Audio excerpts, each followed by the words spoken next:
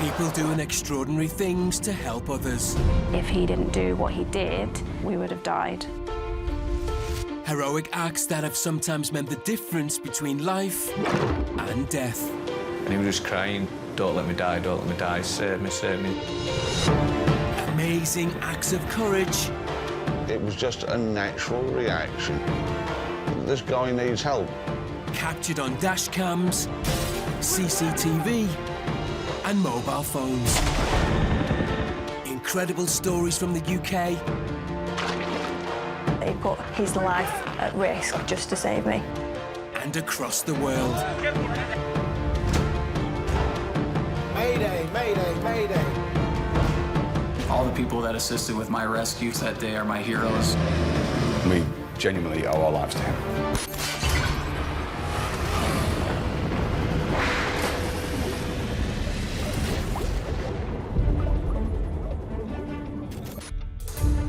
Today on Saved on Camera.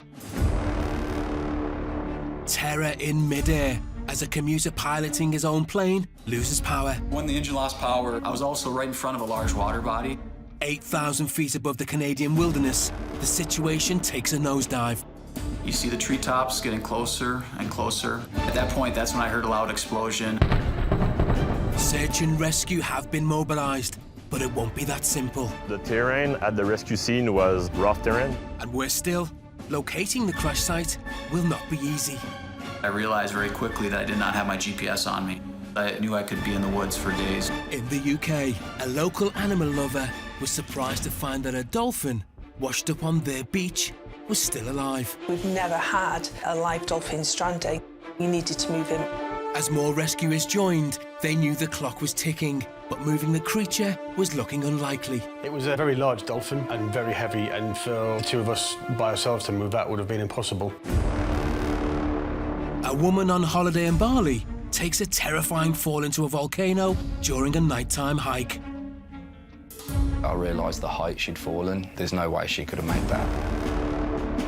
With no emergency services in sight, it's down to her fellow hikers to help as her life hangs in the balance. It was scary, especially because she had hit her head. Time was definitely critical. She was turning blue. I had nothing to actually treat her injuries. I was pretty certain that we were going to lose her. In the UK, a young boy's pet dog has disappeared without a trace. I was upset. He's more like a brother to me. My dad rang me in floods of tears of we can't find the dog. My heart absolutely sank because he means so much to Josh. 2 days after he disappears, the young boy's sister received devastating news. Well, someone reached out to us and said they'd seen a small black collie get knocked by a car. And this will mean a race against time for a local search and rescue volunteer. Quite often they try to find somewhere to go and hide, and unfortunately never come out, and that would be the end. He was in desperate need to be found.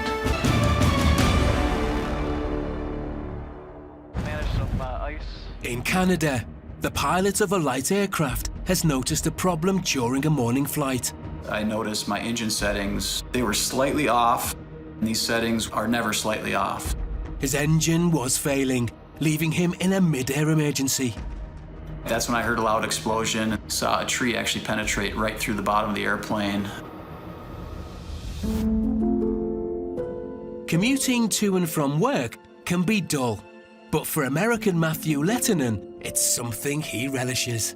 I fly a Cirrus SR-22. It's an American-made aircraft, single engine. 3562 for 9 number Sarah, good day. So that morning I was excited to fly because it's a very rough, remote, but beautiful part of the world. Matt was getting ready to commute from the mine he owns in Canada to his family home in America. When I arrived to the airport that morning, there's a standard procedure for a pre-flight check. Check the fuel sumps, check the oil level to make sure there's nothing that stands out as being irregular on the aircraft. The checks were acceptable, given the weather conditions were lovely, beautiful. Everything was checked off, ready to depart. Departure that morning from the Wabash Airport was standard. I was climbing up to 8,000 feet. I've flown up to the mine site probably 6 times, but I was very excited to fly out that morning to see the scenery, to see our mine from the air. I had about 20 minutes of time after takeoff to climb up to cruise altitude and to communicate with air traffic control. 3,000 under, sir. And then I was in cruise flight, very smooth flight. After about 20 minutes, I noticed my engine settings, they were slightly off. And these settings were settings that are never slightly off. I knew something was very wrong. The aircraft was unresponsive, and Matt knew he was in danger. Okay, welcome aboard, guys. My heart immediately started pounding through my chest. I could feel a flood of adrenaline. The first thing I did was radio the air traffic control, let them know I had something wrong with my engine. I'm trying to fly the airplane with my left hand. I'm trying to put the GPS in my pockets in my right hand, and also talking to air traffic control at the same time. But we are ready to pick up the ATIS to Toronto. I started checking which airport would be the closest one to fly to. I was in the middle of nowhere, and the nearest airport was still 25 minutes away from my current position at that time. But Matt wouldn't make it there. All of a sudden, I could immediately feel that the power was gone. The airplane was starting to slow down. At that point, I knew the engine was done. His aircraft was in real trouble. When the engine lost power, that was another huge shot of adrenaline. I don't recall very clearly the communication I was having with air traffic control. I remember trying to relay to them my GPS position. As fear set in, Matt must act quickly. I was right in front of a large water body. I did not want to crash into the water. And I remember looking down, trying to find, as flat an area as I could to set the airplane up over to pull the parachute. Even though the plane's safety parachute had been deployed, he was still in trouble. You see the treetops getting closer and closer. I just remember looking straight ahead, seeing the tips of the trees start to come underneath me. And at that point, that's when I heard a loud explosion. I saw a tree actually penetrate right through the bottom of the airplane. A moment later, I was on the ground. Having survived the crash, Matt was about to begin another fight for survival. The first thought I had once I hit the ground was get out, get away from the airplane in case there's an explosion. I just had to pull the cap's parachute. I'm in the middle of Quebec. I could see that I was cut on my leg, but I felt fine. I'm breathing very heavily, I'm sweating, and I was just trying to calm down, to try to think, what do I got to do next here to survive? I was about 65 nautical miles from the nearest human being, so I knew that it was very important for me to establish communications with somebody. I knew that if I did not find my GPS device, that would likely and almost surely be fatal for me as well. But his GPS was still in the plane, and it was dangerous to go back. With the plane in the distance, I can see fuel leaking out the wings, so I'm gonna stay a safe distance away until I know all the fuel's leaked out. It took me a while to work up the courage to go back to the plane. The fuel is largely drained out. The GPS was sitting on the seat. He could now start a call for help. I'm in the middle of Quebec, trying to get my SOS to work. I had prepared ahead of time to get the proper email addresses of where I could send these messages. The first thing I did was enable the SOS. Quickly started messaging both NAV Canada and my father so that he could pass it along to everyone else that I was okay. I was not getting confirmation that they were going through. With no acknowledgement of his messages, Matt decided to try and find a place where he could get a better signal. It took me about an hour to hike up a hillside to find a clearing where I could actually successfully send and receive messages.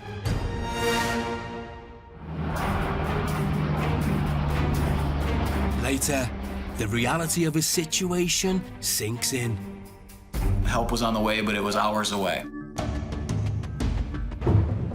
In the UK, a dolphin stranded on a local beach was found to be still alive, prompting locals to launch a rescue mission.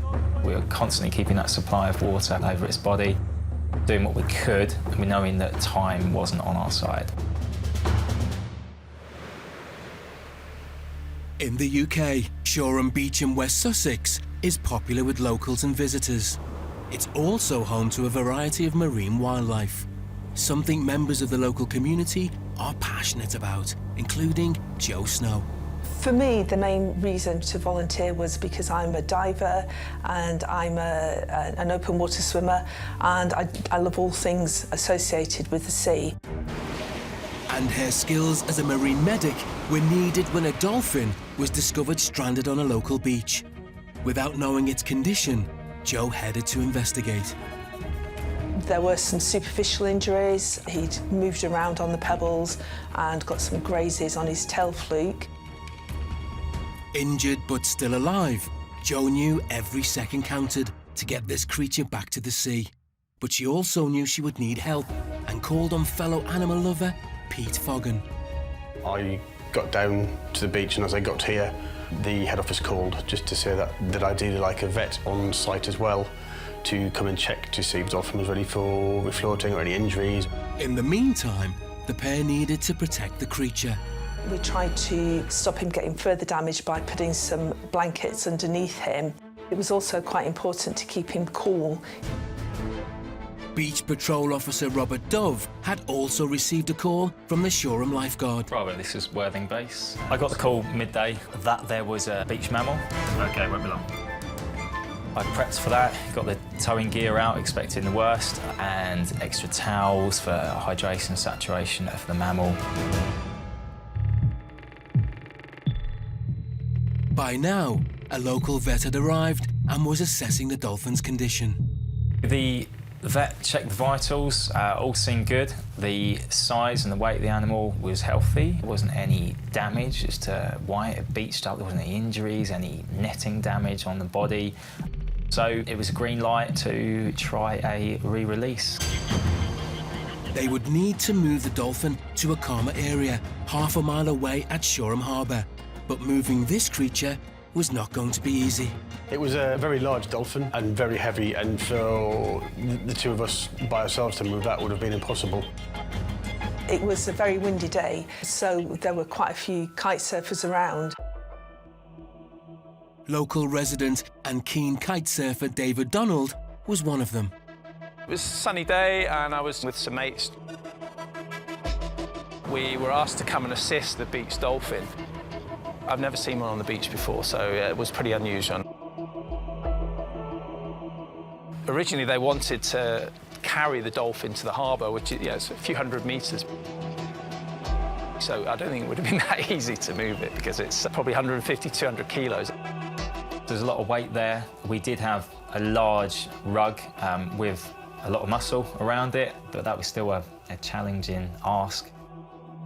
But David had a moment of inspiration that might just work. As part of my event business, I've got a big mat, so I suggested it. They said, yeah, so let's give it a try. So the guy from the Beach Patrol, who was there on his quad bike, he gave me a lift back to the house to grab the mat. Later, with the dolphin having been stranded for 2 hours already, will David's plan to get it back to the water be in time? In the UK, a young boy is left devastated when his best friend goes missing. Me and Dad decided to go out searching for him. We kept looking around, but we couldn't find him. The boy's sister has heard that the dog has been hit by a car. It was absolutely devastating. Just the thought that he was hurt somewhere and we couldn't really get to him. And concerns for his welfare were mounting. Quite often they try to find somewhere to go and hide and sit it out, and unfortunately never come out, and that would be the end. Dogs are a man's best friend, but for one young man in Wales, his dog Socks means so much more. Socks has changed my life a lot. He's more like a brother to me. He always runs around. He's sometimes a bit of a lunatic, and he's so fun. Socks was brought into the family to help Josh at a tricky time in his life. Josh relocated down to South Wales to live with us when his mum got ill. It's quite stressful starting in a new school, new friendship groups, new area. It was quite difficult because I didn't know a single person. Socks have made life a lot easier because it's just socialising with people and stuff and having things in common, and Socks is one of them. And their instant kinship is something the whole family couldn't fail to notice. I would definitely say Socks is Josh's best friend, and it's vice versa as well. Socks doesn't want to be with anyone else but Josh. Sadly, though, this came to an abrupt end. My dad rang me in floods of tears. We can't find the dog, I don't know what to do. My heart absolutely sank because he means so much to Josh. I was quite upset, but then I thought maybe he would come back, find his way home. We put a few posts on social media. Someone reached out to us and said they'd seen a small black collie get knocked by a car, which then just meant everyone's heart sunk. This same witness also contacted specialist search and rescue volunteer Jamie Jewell. I run Mad Dogs and a Welshman Doggy Daycare in Swansea, and I'm also a volunteer pilot for Drone SAR for Lost Dogs. Drone SAR is a volunteer search and rescue group with both drone users and ground crew to go searching for lost dogs. All the while, though, Josh and Hayley kept up their search. Me and Dad decided to go out searching for him. We started calling his name and stuff, and we kept looking around, but we couldn't find him. It was quite a hard couple of days. Josh really struggled, and he just wanted to be out looking every single day. Trying to keep him calm throughout the whole process was quite difficult. But in the background, Jamie was getting ready to start a search. He knew time was against him. It was 2 days after the incident had happened. My impression that the dog wouldn't have been eating or drinking in that time, and potentially with an injury that could be bleeding, he was in desperate need to be found. Quite often they try to find somewhere to go and hide and sit it out, and unfortunately never come out, and that would be the end. I was told the location. I knew what area I was going to search on that particular day. And later, knowing how inaccessible a location would be, could Jamie's drone have the advantage?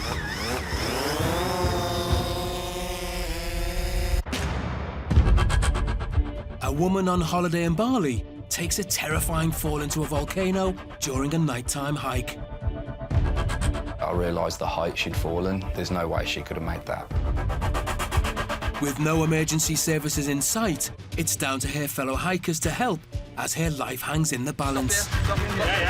It was scary, especially because she had hit her head. Time is definitely critical. She was turning blue. I had nothing to actually treat her injuries. I was pretty certain that we were going to lose her.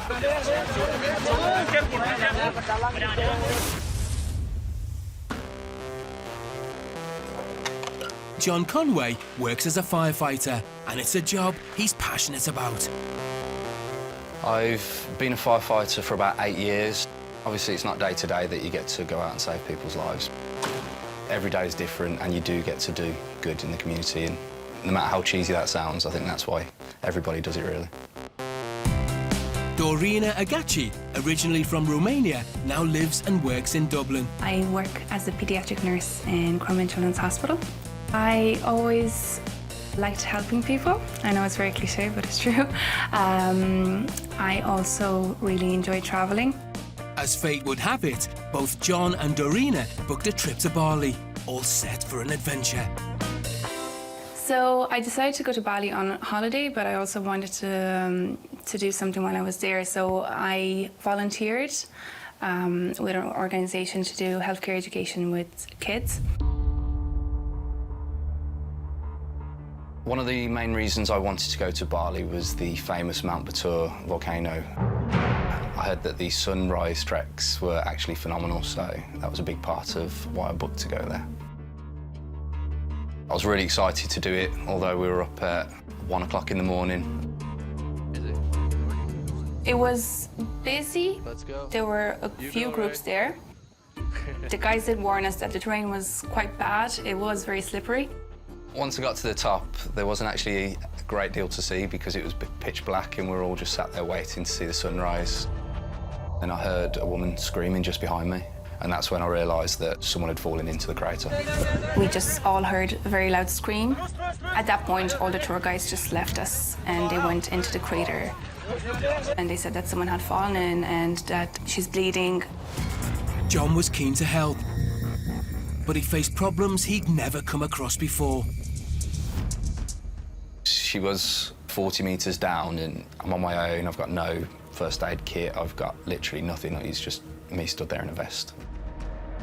Regardless, John put his own life in danger and began the descent. It was only as I was getting towards the base of the crater I realised the height she'd fallen. There's no way she could have made that. She probably fell 20, 30 metres and then she would have rolled to the position I found her in. It was quite apparent that just looking at the fall, she had spinal injuries. Can you hear me? Can you hear me? John was shocked to find not only had she survived the fall, but was still conscious, although her injuries were a real cause for concern. The fact she was still talking was insane, really. She had quite severe trauma to her head. I believe she broke her back in 2 or 3 places, broken ribs. She had some open fractures to her legs as well.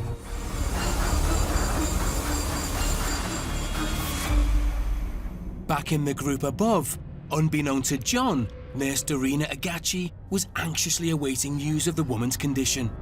To be honest, I assumed the worst because I thought if somebody did fall in, it was probably going to be a really bad outcome for them. I mentioned to them that I'm a nurse and if they could take me there. I kind of went into autopilot. I didn't even think about it. It was just natural to just go and help. After a precarious climb down into the crater, Dorina finally reached the woman and was a welcome sight. She introduced herself. She said she was a nurse. She said she could help, and I've never felt such relief. She had a few injuries that we were very concerned about, especially because she had hit her head. She had a big cut on her forehead. It was scary. I felt like I could do more, but I didn't have anything to help her with. Realising they were out of their depth, and with the woman's condition fast deteriorating, they asked the guides to call in the emergency services. Our first instinct was to ask about a medical helicopter, and the guys were looking at us like, what are you talking about? One of the main concerns for me was any of the injuries that I couldn't see, what was going on inside of her body, because everything that I'd done was pretty makeshift. And that's when I was thinking, we need to move her, we need to get her out. Later, get the dog out. They need to get the woman to hospital through the difficult terrain. Stop. At points, we were holding her above our head.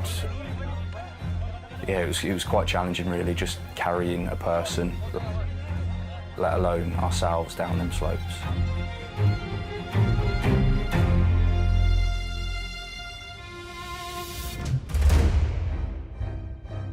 Flying over the Canadian wilderness, Matthew Letin's light aircraft suffered engine failure. You see the treetops getting closer and closer.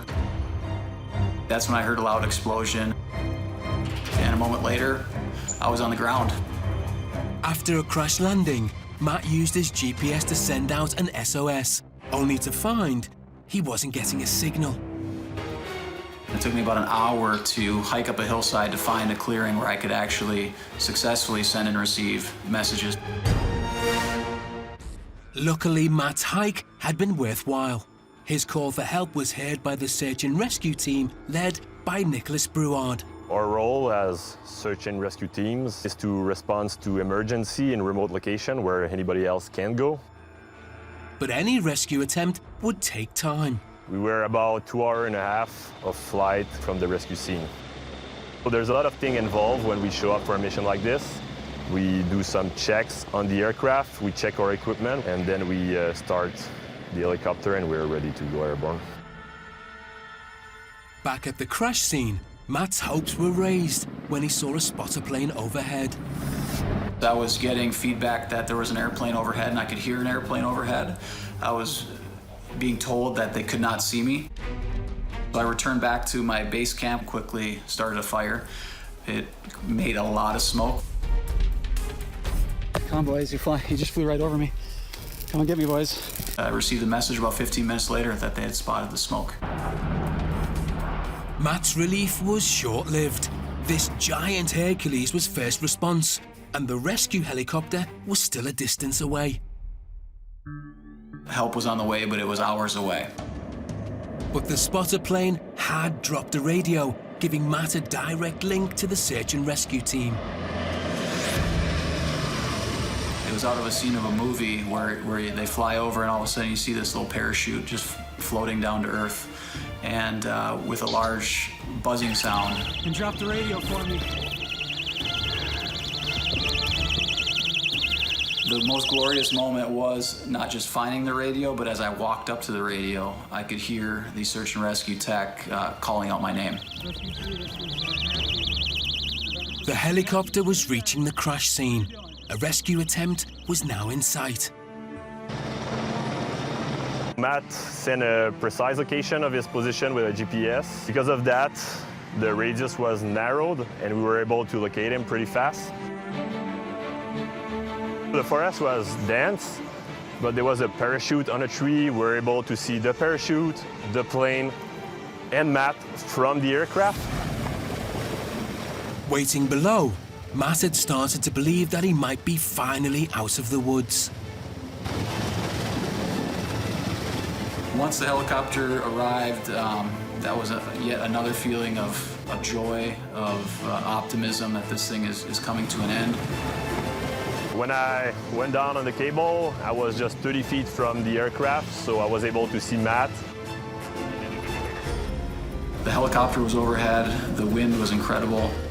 As I got pulled into the helicopter, I'm just feeling joy. I'm just feeling very grateful that I'm sitting in this helicopter. And I was just in awe of them. On our way back from the plane crash, Matt was really grateful. He shakes our hand. Had I not been rescued in that relatively short amount of time, 5 hours, certainly at some point I would have perished from dehydration. I was surprised. I've been on another mission where the airplane looks less broke and the patient more injured, and I was really glad to see that he wasn't injured. But Nicholas firmly believes that Matt's rescue was partly down to his own actions. If Matt didn't have a GPS or any kind of mean for us to locate him, we could have been searching for him for days. However, it's the rescuers in the sky that Matt feels he owes his life to. All the people that assisted with my rescue from the Quebec forest that day are my heroes.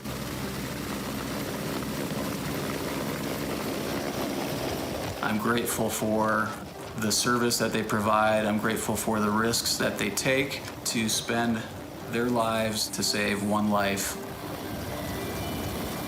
I'm always grateful to have the opportunity to have an impact on someone's life and make him able to come back to his family. You'd think that going through such a traumatic event may have clipped Matt's wings.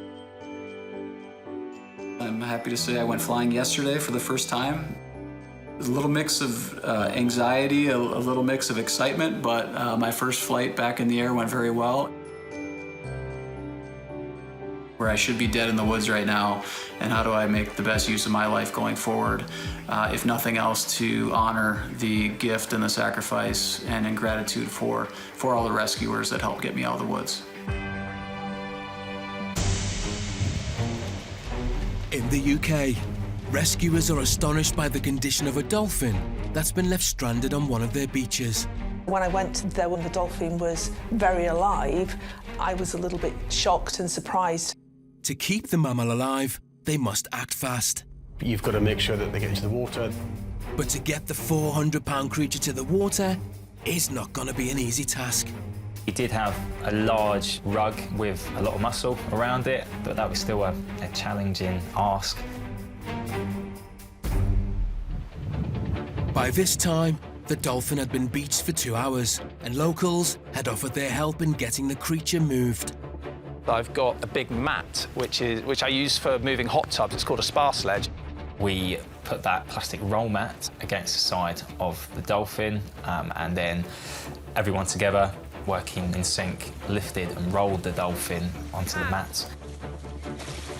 We hooked the sledge up to the quad bike that he's got and went across the beach with it. The journey must have taken 10 to 15 minutes, looking at close to a kilometre. The dolphin was actually not stressed while we were moving it. I'm not sure if it had gotten tired from being beached so long, or if it perhaps just realised that we were trying to help. The team continued to do what they could to keep this creature alive. We were keeping the hydration levels up, so we were constantly keeping that supply of water over its body, hoping for the best, doing what we could, and knowing that time wasn't on our side.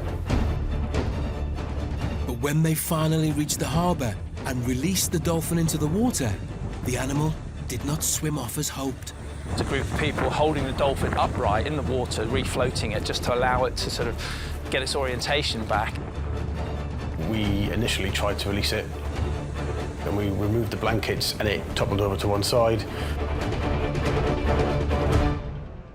To come this far and see the dolphin perish was unthinkable.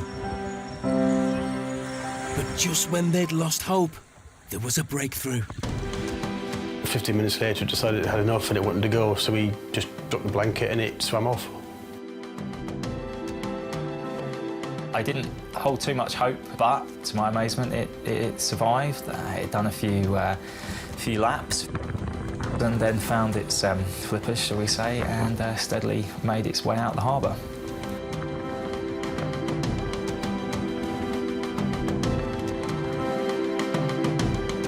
This extraordinary rescue was only possible with the community coming together. The dolphin's survival was thanks to them. I don't know if it would have survived if we hadn't had some people there with that specialist knowledge. It's not something that happens every day on shore and beach, that's for sure. Doing a great job together, really. Everybody sort of pulled together as a team. It was good. Yeah, adrenaline was flowing. It was good to have been part of something which had a success story at the end. Totally elated. I had a real lump in my throat when he swam away.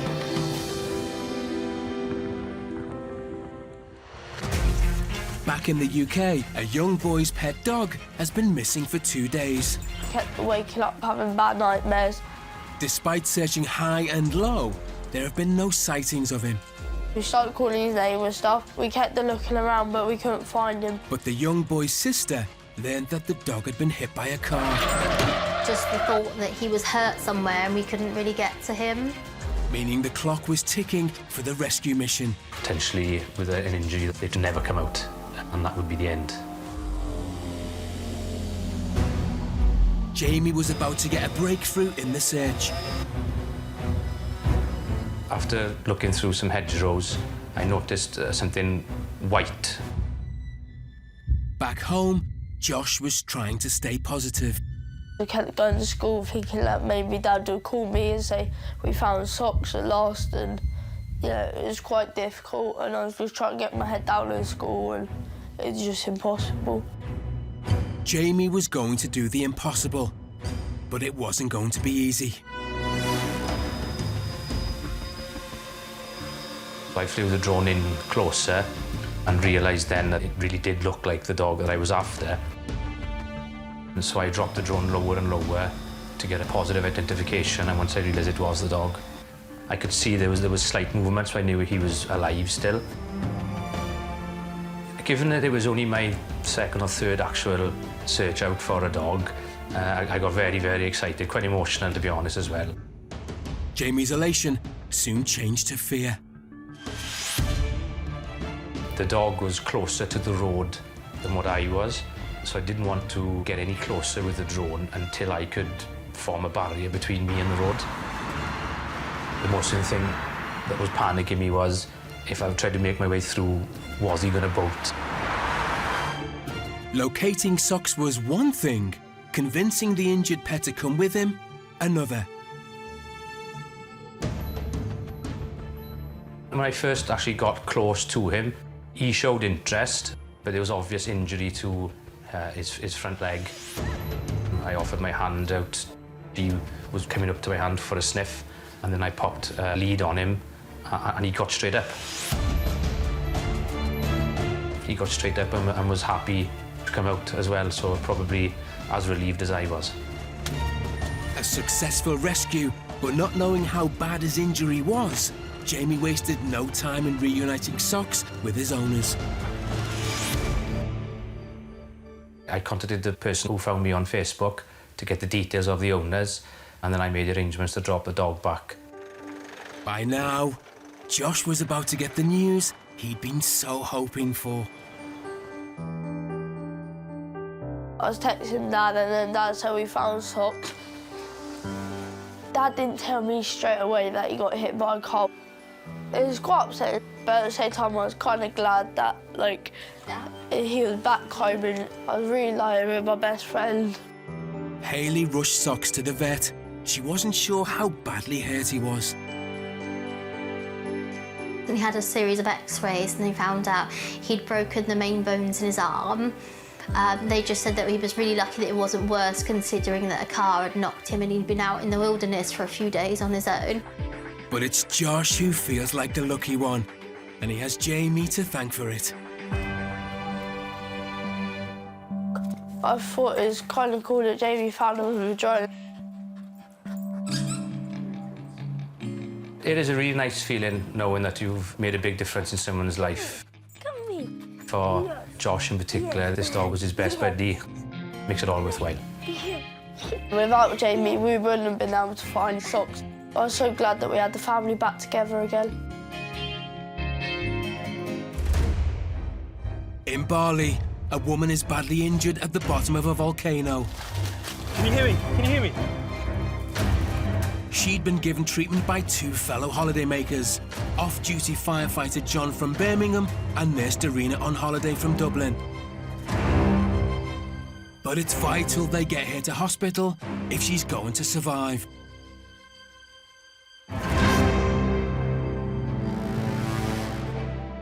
But the first problem for John and Darina was to get her out of the crater, which was looking impossible. Being in Bali and being in a volcano, there was no ambulance coming to help us. There was no paramedics. There was someone who brought a first aid kit, but the equipment they had was a piece of wood to use as a splint. So me and John were like, we took a moment and kind of a deep breath and like, okay, this is the situation and we need to, do our best with this, yeah.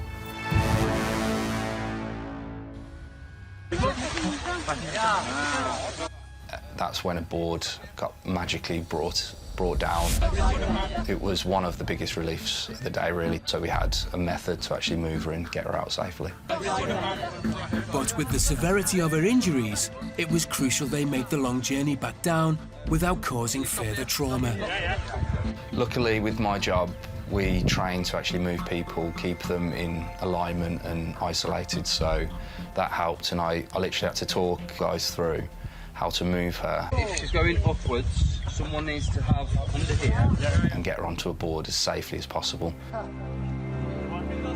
But the difficult terrain meant they needed as many hands as possible to help.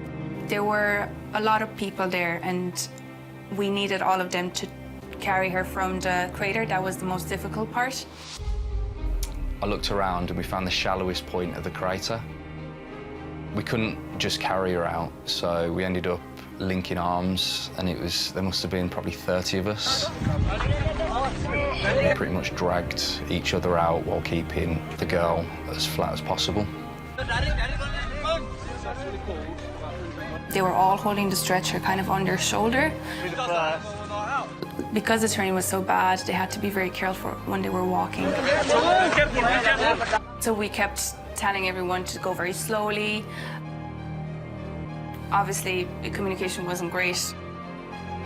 So we had to try and keep her as flat as possible, but obviously the incline was intense, really. At points, we were holding her above our head, and Yeah, it was quite challenging really, just carrying a person, let alone ourselves, down them slopes. And the physical aspect of getting her out wasn't their only worry. In front of the girl, we were both very calm and professional. To each other, we did say this can go in a very bad direction very quickly, so we were both, I suppose, aware of that. As we were going up, I kind of dealt with the carrying and manoeuvring her while Darina was kind of assessing her airway, her breathing and circulation and making sure she was stable.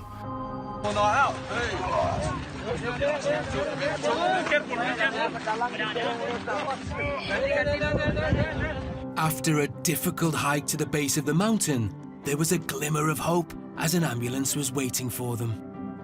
It took about 5 hours to get her up and down from the volcano. And then we were greeted with an ambulance. I thought, okay, we've made it. She's in safe hands. And I wanted to do kind of a handover to the ambulance staff. But their sense of hope was short-lived. We realized that there was only a driver there. There was nothing in the ambulance. And I was expecting at least something, some medication to, you know, help her. There was nothing there. So I just looked at John and said, we have to go with her to the hospital. If we brought her this far, you know, something can happen on the journey. And there were more challenges to face on the 2-hour drive to hospital. Yeah, the journey in the ambulance to the hospital was pretty horrendous. We ran out of oxygen. The seats that I was on weren't bolted down, so I had to tie the girl down with my hoodie. She was in incredible pain. I recall me and Darina were holding her hand on the way and telling her that how brilliant she was doing. After the epic trek and drive, they finally reached the safe haven of a hospital. So when we got to the hospital, I was finally happy that she's safe. We just collapsed on the nearest chairs, and we were both starving and exhausted. On returning home, they learned the woman had recovered from her accident, and her survival was in no small part due to John and Darina's help. I actually get goosebumps really looking back on it, but as I landed in the UK, I actually got a message off her. Throughout the journey, I was saying, "Hi, my name's John, I'm a firefighter, I'm a brummie," and her first message to me was, "Hi John, firefighter from Birmingham." Naturally, I welled up. Just all the emotions of what we'd been through, and she actually said like we'd saved her life. It was like, wow, like it kind of hit home really what happened then. I was actually happy that I was there that day because I felt like me and John were supposed to be there for a reason. All three of us, we went through an extraordinary experience with a very, I suppose, positive ending.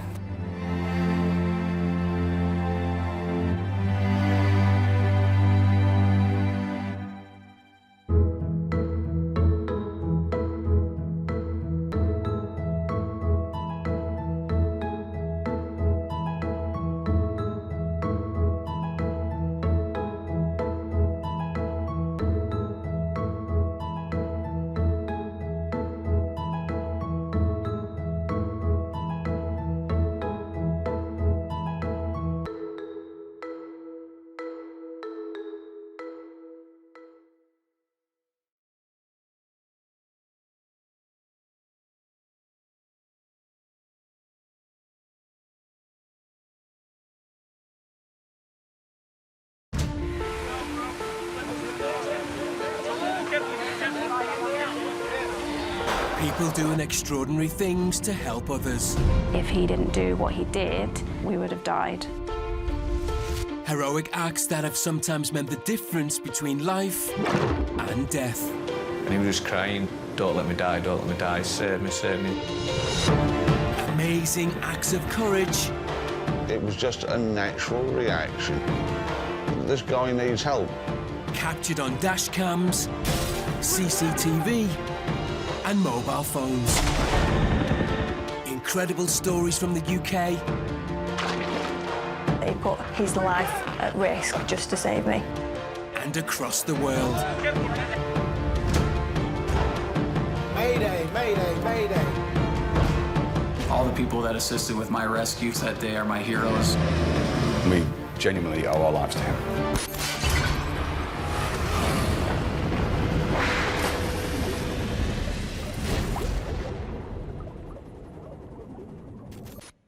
Today on Saved on Camera.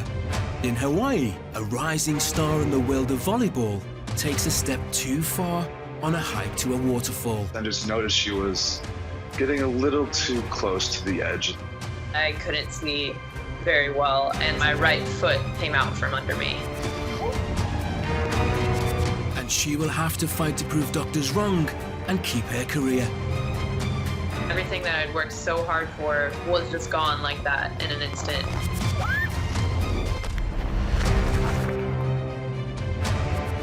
In the UK, a home invasion sees a husband fight off 3 masked men to protect his wife. You sort of see this sort of stuff on TV. You don't expect 3 armed men in your home. A paraglider pilot has crashed into a cliff on the Dorset coast. He's left hanging on for his life with a 500-foot drop below him. My friend has crashed his paraglider into a cliff. The rescue services are on their way, but they have only one clue to his location. The caller mentioned that the paraglider was stuck about 20 metres below a tree.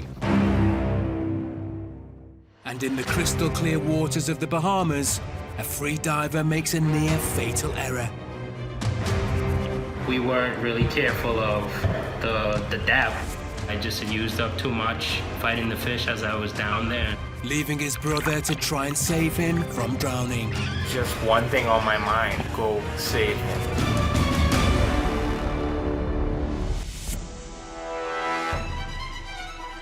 In Hawaii, a woman slips and falls down a 50-foot waterfall. Friends who witnessed the fall fear for the worst. I have to be prepared for any circumstance that I might encounter. She could be alive, she could be dead.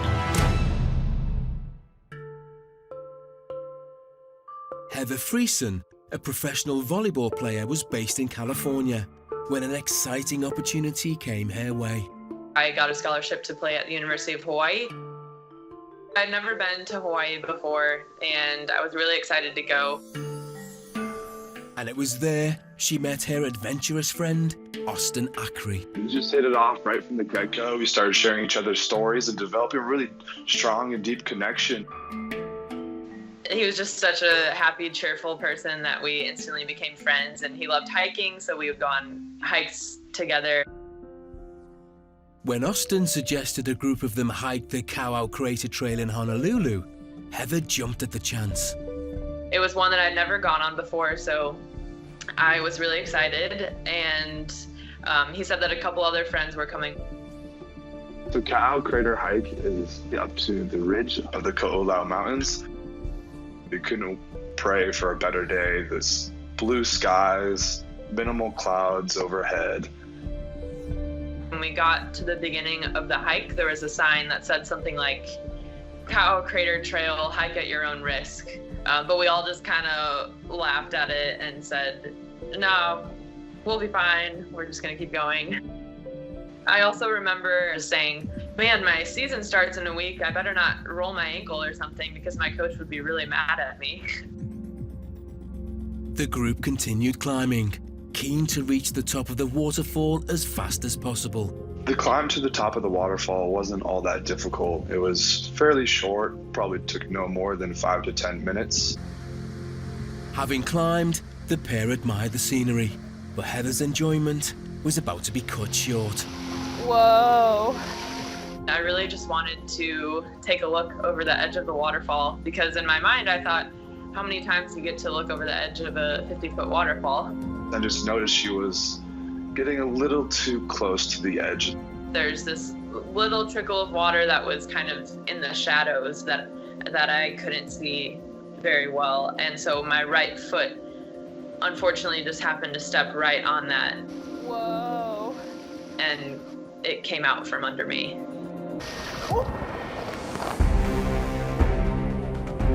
I remember looking and seeing this little ridge that I could put my left hand on. I yelled out, "Heather, hold on." I tried to grab onto that ridge, but that was too slippery as well. I remember seeing her tumble down, and it was not a pretty sight. I kind of curled up into a ball.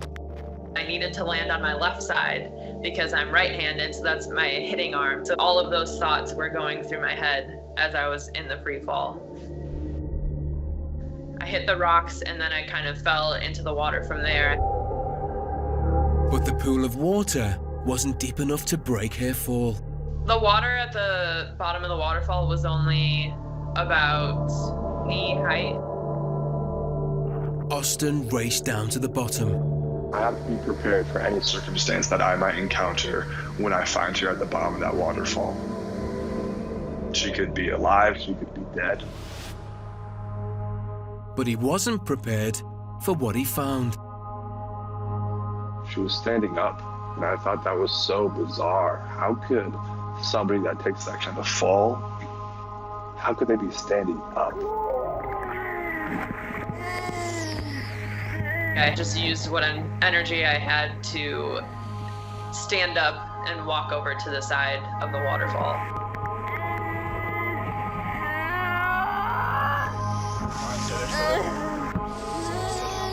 Even though Heather was moving around, Austin knew she could still be in danger. That's when other members of our group came down. I just told them, keep her awake. We do not want her falling asleep. We do not want her going unconscious. We want her awake and communicating with us. Do whatever you need to do to keep her conscious. Stay there, stay there. Stay there, don't move. After calling for local emergency services, a helicopter was dispatched. They kept telling me to just take deep breaths and that the helicopter was going to be there quickly. Due to the remote location, the Honolulu ground paramedic team was also dispatched. With them, Don Takara. She couldn't walk. She couldn't walk out of that area, so they needed to airlift her out. By this stage, Heather's adrenaline had subsided and pain had taken over. I need somebody down here to help me out. My whole left side felt like it was immobilized and like I couldn't move. I couldn't breathe very well. It felt like my left lung was sort of like wet, crumpled up tissue paper. When I first heard that helicopter, I was so relieved. I just knew that I was gonna get to the hospital soon and that they were gonna start fixing me. But the helicopter couldn't land there. Instead, a cage was sent down to airlift Heather to waiting ground paramedics. Fly her up to our location, which is a mile or two away from their location. As soon as I got through the trees, that was the most peaceful moment that I've ever had in my life. Which sounds crazy because it was amidst all this chaos, but I just felt so calm and I kept repeating to myself, God's got me, I know I'm going to be okay.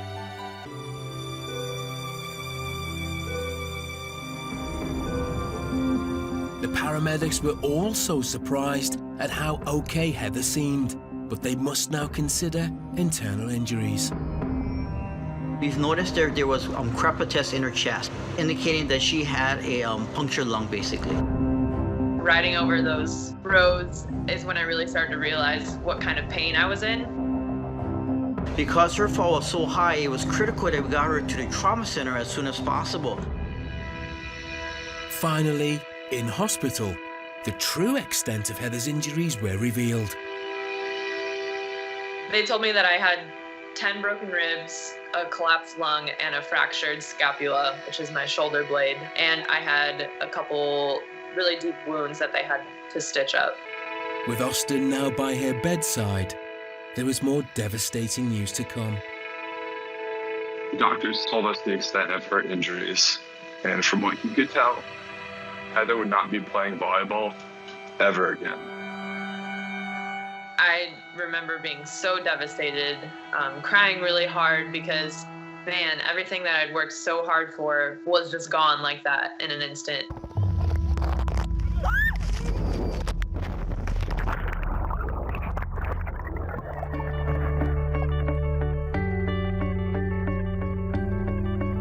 But Heather was to defy the doctor's predictions.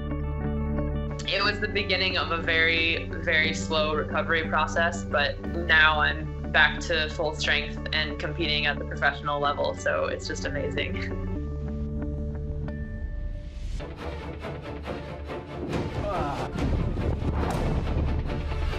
In the UK, a paraglider has crashed into a cliff with a sheer drop of 500 feet below. Catch rescue. He's been up there for nearly 2 hours and exhaustion is setting in. Help is on the way, but they are worried they will not reach him in time. I look at the information on my phone and it said crashed paraglider, stuck on the side of the cliff, Thorncombe Beacon. Basically, the 3 pieces of information you really didn't want to see. 28-year-old Joe Redmond is a self-confessed adrenaline junkie. My old hobbies were kite surfing and a couple of other things, but I decided, right, I'm going to go and find something. It's either paragliding or base jumping. And having trained at a paraglider school, he got his wings and he was up and away. Normal flying was a little bit slow for me, so I kind of like started to play around with the wing, and I really found out about paragliding. It's kind of like it's like a boy racer of paragliding. But it was his love of flying close to the wind which was to put him in grave danger when he decided to travel down for a day's paragliding with his friend Seb to the spectacular cliffs of Eat Beach in the UK. The weather was really good, blue skies and blue sea. Good travel distance east and west down the coast with plenty of height and beautiful views. With high expectations for a fun-filled day, Joe was raring to go. Mentally, I was prepared for the flight. It was very simple. I wasn't doing anything new. I had just gone over places and been places I've been before. So getting my equipment out, I just made sure everything was the same. It was good to go. It was in working condition. Taking off and landing is the most dangerous part. Crashing normally equals hitting the ground badly. So yeah, taking off, you'd be pretty careful.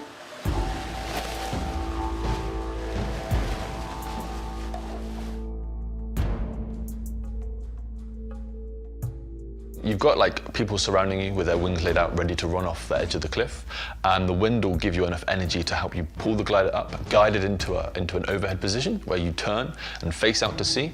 Make sure you're in a good posture and you leave the hill and you're airborne.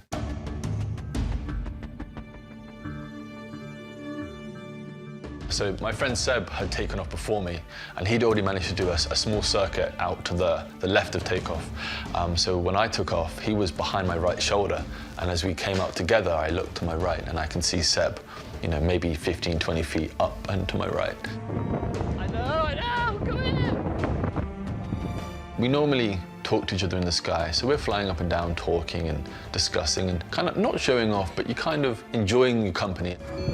After an exhilarating morning in the air, Seb and Joe decided that it was time to come back to terra firma and grab some lunch. So me and Seb had both decided over lunch that it might be a good idea to try and race back to takeoff where we had initially started. Seb has a faster wing than me, so he had the advantage, gave me the privilege of taking off first. How far forward is it? But quite quickly, Seb overtook Joe in the race, and this changed the dynamics drastically, putting Joe on a flight path to disaster. As soon as I'd realized that Seb had overtook me and I needed to make some distance, I tried to cut a few corners out of the terrain. Unfortunately, when I was flying past Thorncombe, trying to catch up with Seb, one of my instruments had fallen down beneath my seat. So in my effort to retrieve the instrument, I had gone down to pick it up, and this had led me to swing into the cliff. And when I looked up and I realized what was about to happen, I leaned away. It was too late. I was going to hit the cliff.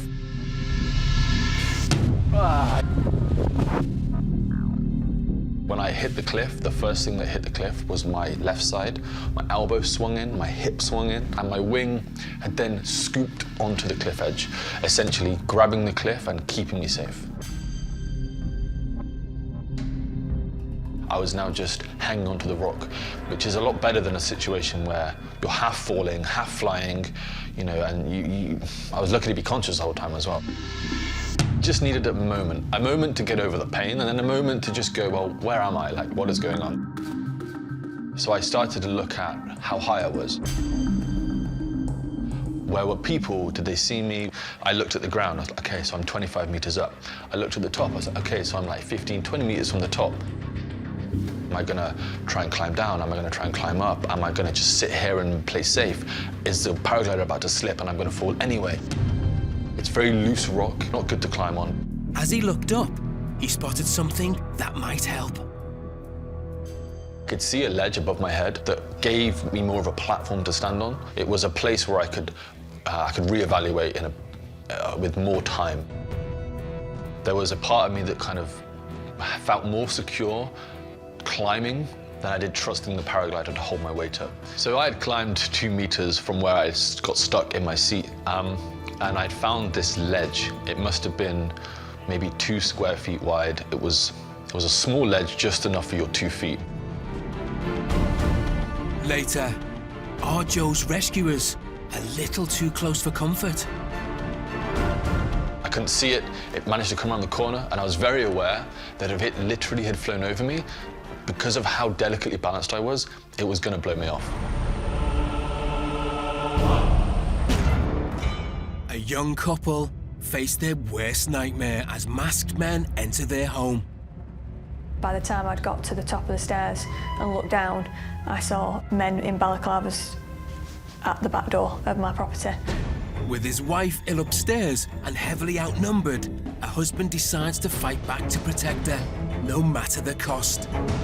One of them pulled out which appeared to look like a knife to me, and then came towards me and said he's going to kill me.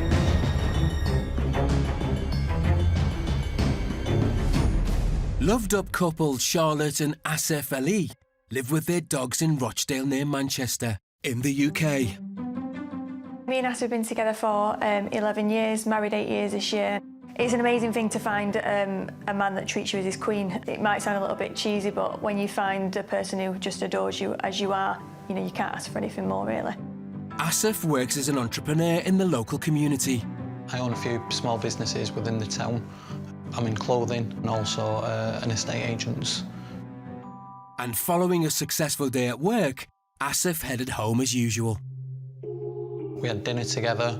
Charlotte said she wasn't feeling too well. I had a call booked with one of my clients. We are normally together for most of the evening until we go upstairs to bed. It was unusual that I wasn't with Asif downstairs in the property that night. So I went upstairs and thought I'll put some TV on first and just relax, and then I must have just drifted off. While Charlotte rested upstairs, Asif began his video call to his clients, Carla and Jamie Showett. Hi Asif, how are you doing? Nice to virtually meet you at last. We were on the call for about an hour, both of us with Asif. He was sat in his kitchen and he had the dogs in the background. 9:15 in the evening, the dogs started barking. We had the patio doors open so the dogs could just freely come in and out of the patio. But soon the dog's barking was to turn from playful to panicked. When the dogs hear a noise outside, they'd run out and bark, but this bark was totally different.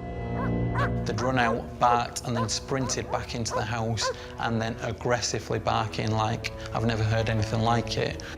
And suddenly, mid-sentence, Asif just pushed his chair backwards, stood up with a kind of puzzled expression for a split second, and then launched himself over the table. Asif? And nothing could prepare Asif for what he was about to face. I expected it to be foxes, but, you know, I walked around the corner and someone stood there head to toe in black. Charlotte also quickly became aware of the strange noises downstairs. Woke up to the dogs barking. got up out of bed, and by the time I'd got to the top of the stairs and looked down, I saw men in balaclavas at the back door of my property. With no time to consider a plan of action, Asif launched himself towards the intruders. My first instinct was to protect my wife, so I just went in towards him. He threw a punch, which I ducked my head, and then I just literally laid into him. With the video call still connected, Carla and Jamie could only listen in shock as the drama unfolded. Okay, Asif, hello? We couldn't really see a lot, but we could hear everything. Well, it started off with, what are you doing? Why are you here? What's going on? And then it was just confusion, everyone shouting at the same time. Very confusing for us. We just stood there staring at the screen, just saying to ourselves, oh my God, oh my God. And the situation was about to turn even more dangerous for Asif. Pinned this one man against the wall, and with the corner of my eye, I seen another one walk in. So, still holding the first man, I sort of flew into the second one. At this point, I turned, shouted up, Charlotte, phone the police and barricade yourself in. I went into the back bedroom, I closed the door behind me and phoned 999. Meanwhile, downstairs, things were going from bad to worse as he was becoming heavily outnumbered by the intruders. I had the one pinned, and then the second one, I managed to grab him as well, and that's when I seen the third one come through the door. It was just surreal, you know. You sort of see this sort of stuff on a film, you know, on the TV. You don't expect to be facing, you know, 3 armed men in your home. So I sort of let go of the 1 and 2 and 3 punches, the third one. For Carla and Jamie, it was like a real-life horror film, and they felt helpless. What do you want to do? Do you know where they live? Where they live? Hold on, let me just check quickly. You could tell that there was actually a physical fight. Yeah, there was sounds of scuffle, footsteps banging. It felt like we were powerless to help them. Charlotte had managed to call the police, but all they could do was wait in terror as the fighting continued. I told him the address and said, there's 3 men with balaclavas that had just entered my home. All that was going through my mind was that something was going to happen to Asif, and, you know, that itself is enough to, you know, terrify you. And we didn't know what happened to Asif, whether he was still alive.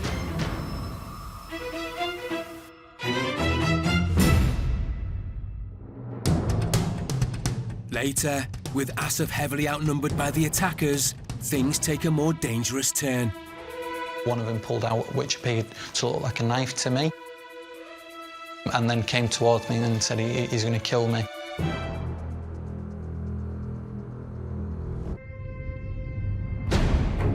While trying to bag a prize fish, a spear diver in the Caribbean started to get into trouble. I was making my way up back to the surface, and that's when, you know, everything went wrong. His brother, also in the water, knew he had to do everything he possibly could to save his life. He's gonna drown if I don't get him. Just go and save him. I'm just like, Danny, breathe, Danny, breathe. Breathe, Danny! Breathe, Danny!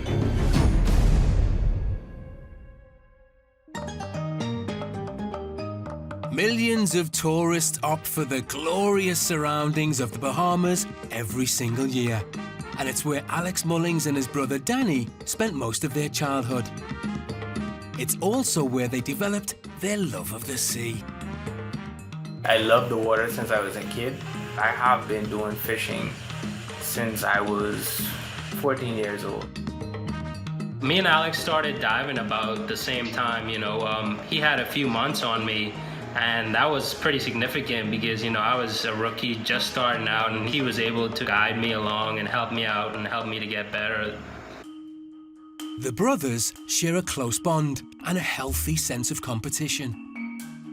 Donnie and I would do just about everything together. We'd always try to see who's the best. Anything he did, you know, I try to be better than him. After getting to grips with fishing, they were both in search of their next pursuit.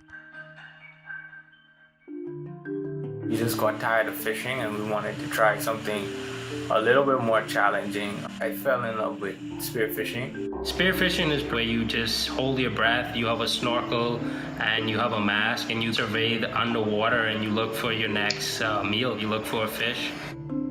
Free diving means the brothers can only stay below the surface for a limited amount of time before they need to rise for more air. Generally, my dives are anywhere from a minute to a minute and 30 seconds or even sometimes 2 minutes. The brothers were separated when Danny went off to study in the States.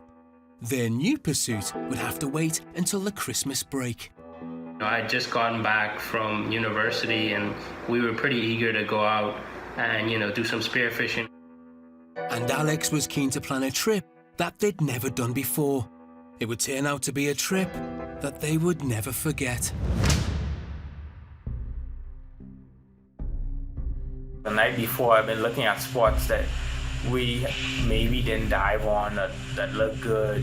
As soon as the first light was up, we drove to the pier where we have our boat docked up. It was my dad, my sister, and my brother.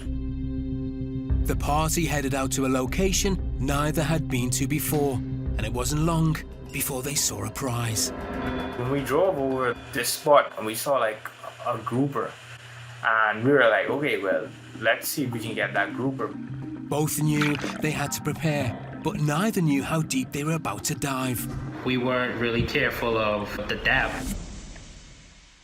Before any dive, you want to take in as much air as possible before you go down. You have to be very conscious of the speed that you're doing and the energy that you're burning in chasing this fish. We jumped in and we started our hunt. Danny was determined to bag this group of fish and went back down alone. Danny went down, he dove on one hole and then he swam around to the other hole and he checked it. It was pretty deep, I want to say about 70 feet. And I went down all the way to the bottom. I stayed down for quite a bit.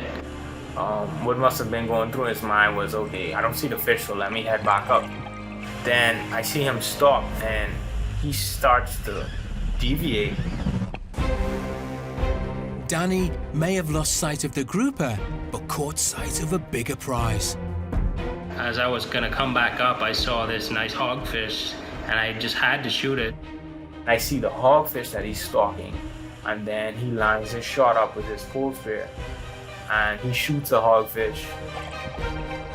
Danny had got his prize fish, but at what cost? I just used up too much fighting the fish as I was down there and trying to swim back up. He starts to come back up with the hogfish. I was making my way up back to the surface, and that's when, everything went wrong. When he got like midway, he started to lose control. It was just the lack of oxygen in the body. I'm thinking, oh, well, what is he doing? You see like bubbles, he loses motor control, and he begins to sink. As soon as I hit the surface, that's the last thing I remember. Later, Alex faces a desperate battle to save his brother from drowning. Like, my mind was just dive, get him, come back up. Back in the UK, a paraglider pilot has flown into a cliff. He is 500 feet up with a sheer drop below. But he has found a small ledge and is hanging on for dear life. So I had climbed 2 meters from where I got stuck. It was a small ledge, just enough for your 2 feet. Having secured himself, all Joe could do was wait for help. And luckily, his friend Seb had made a call. Catch your rescue. Hello. My friend has crashed his paraglider into a cliff at Thorncombe Beacon. He is stuck on literally the side of the cliff, probably about 20 meters from the top. There's a tree at the top that's 60 meters from the bottom. So he's looking at a very nasty fall, and he doesn't have a very big leg. Okay, that's great, mate. All right, cheers, but we do have assistance coming. The call came through to Jake Lanning, the Deputy Station Officer for West Bay Coast Guard. Just after 6 o'clock, the pages went off. I had a look at the information on my phone and it said crashed paraglider, stuck on the side of the cliff, Thorncombe Beacon.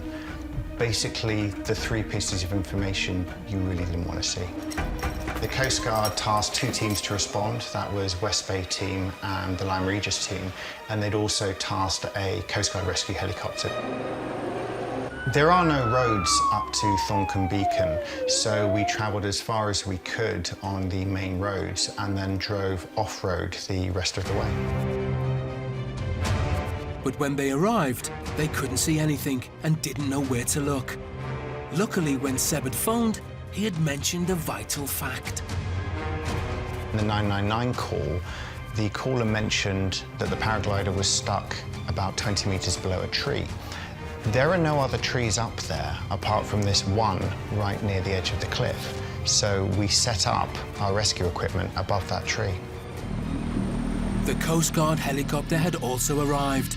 Not a welcome sight for Joe, who had been hanging onto the cliff ledge for 2 hours and was starting to feel exhausted.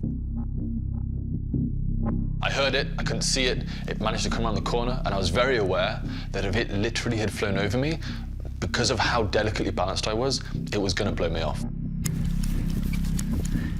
Our officer in charge spoke with the helicopter pilot, who had a very clear view of where the casualty was.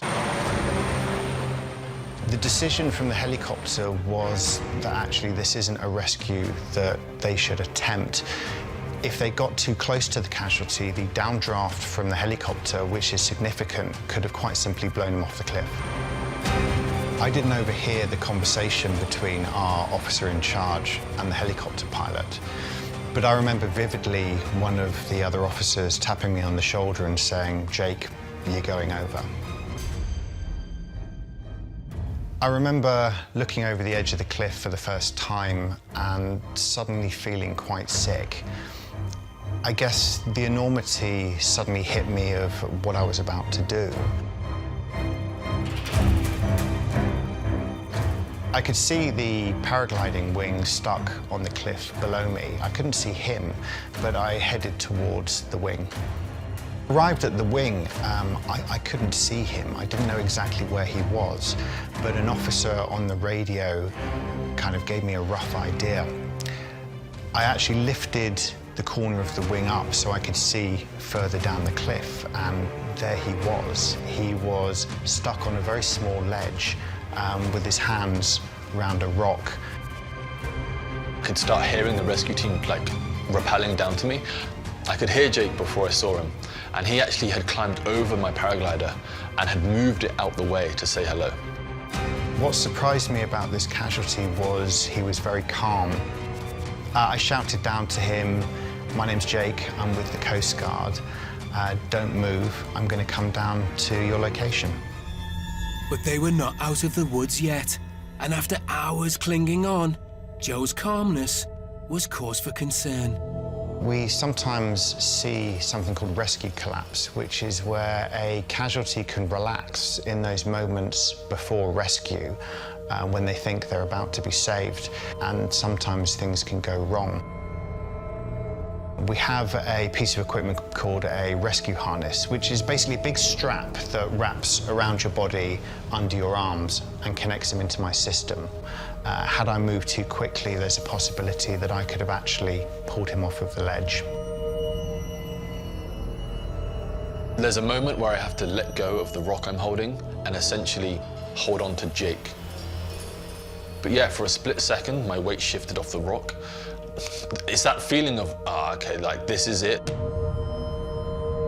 There was quite an uncomfortable moment where I had to move him off of the ledge he'd been standing on so that he was effectively hanging in front of me with his full weight on the ropes. At that point, I was able to fully connect the leg straps which complete the harness, ready for his journey back to the top of the cliff.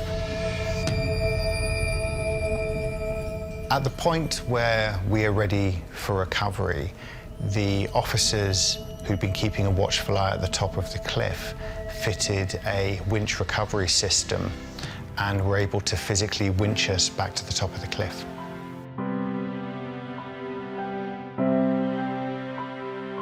When I finally got over the top, I was very happy just to be stood up, back on level ground.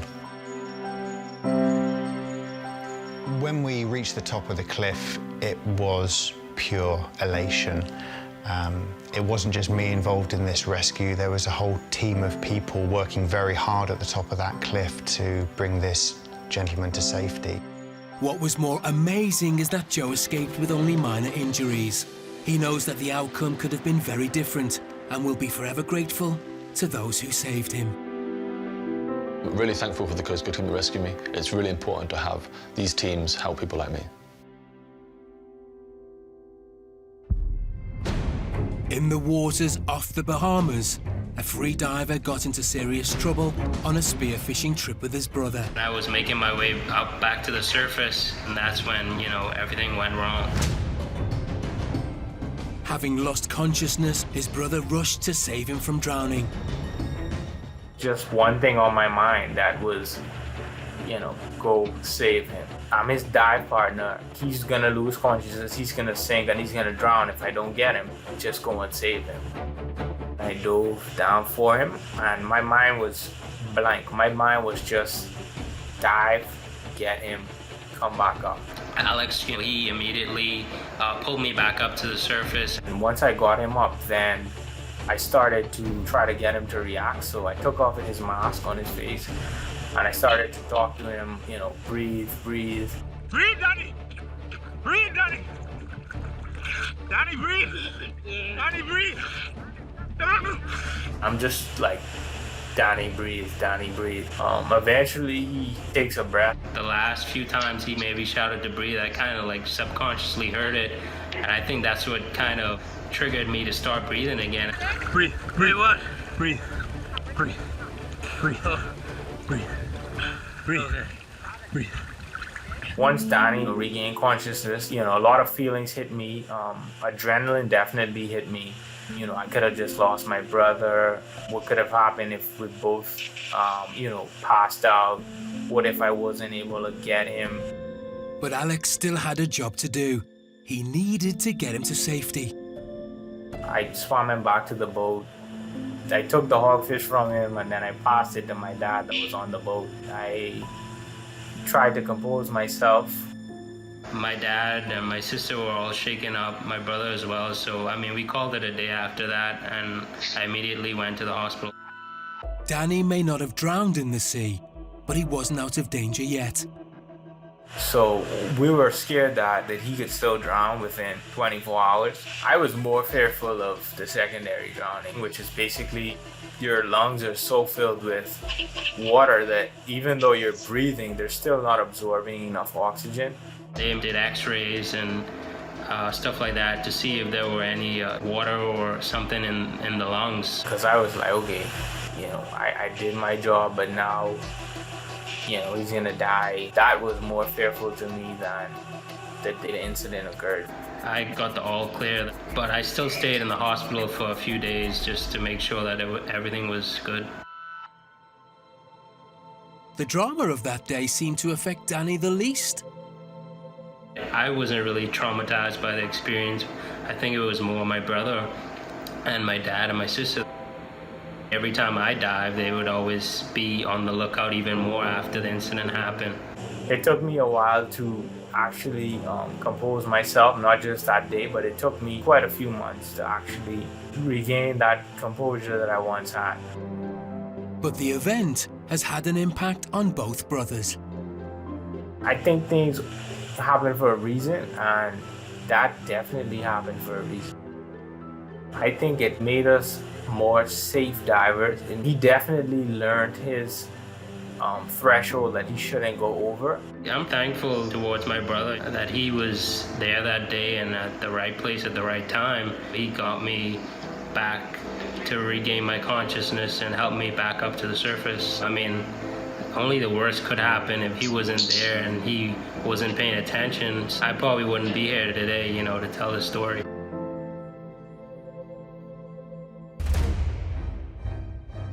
Earlier, a husband was single-handedly fighting off intruders to protect his wife. But the situation was looking increasingly dangerous. as the burglars weren't about to give up.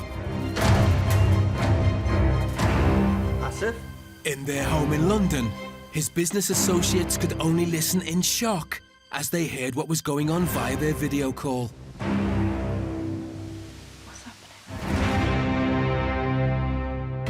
The police had been called, but until they arrived, Asif was on his own, fighting off the intruders. I didn't expect me to, turn around and starting to fight with him. I never even thought about for a second of my safety. It was all to do with my wife. And it looked like his one-man defense was working, as the attackers seemed to be almost out of the house. First one, he didn't want to know. He was like cowering against the door.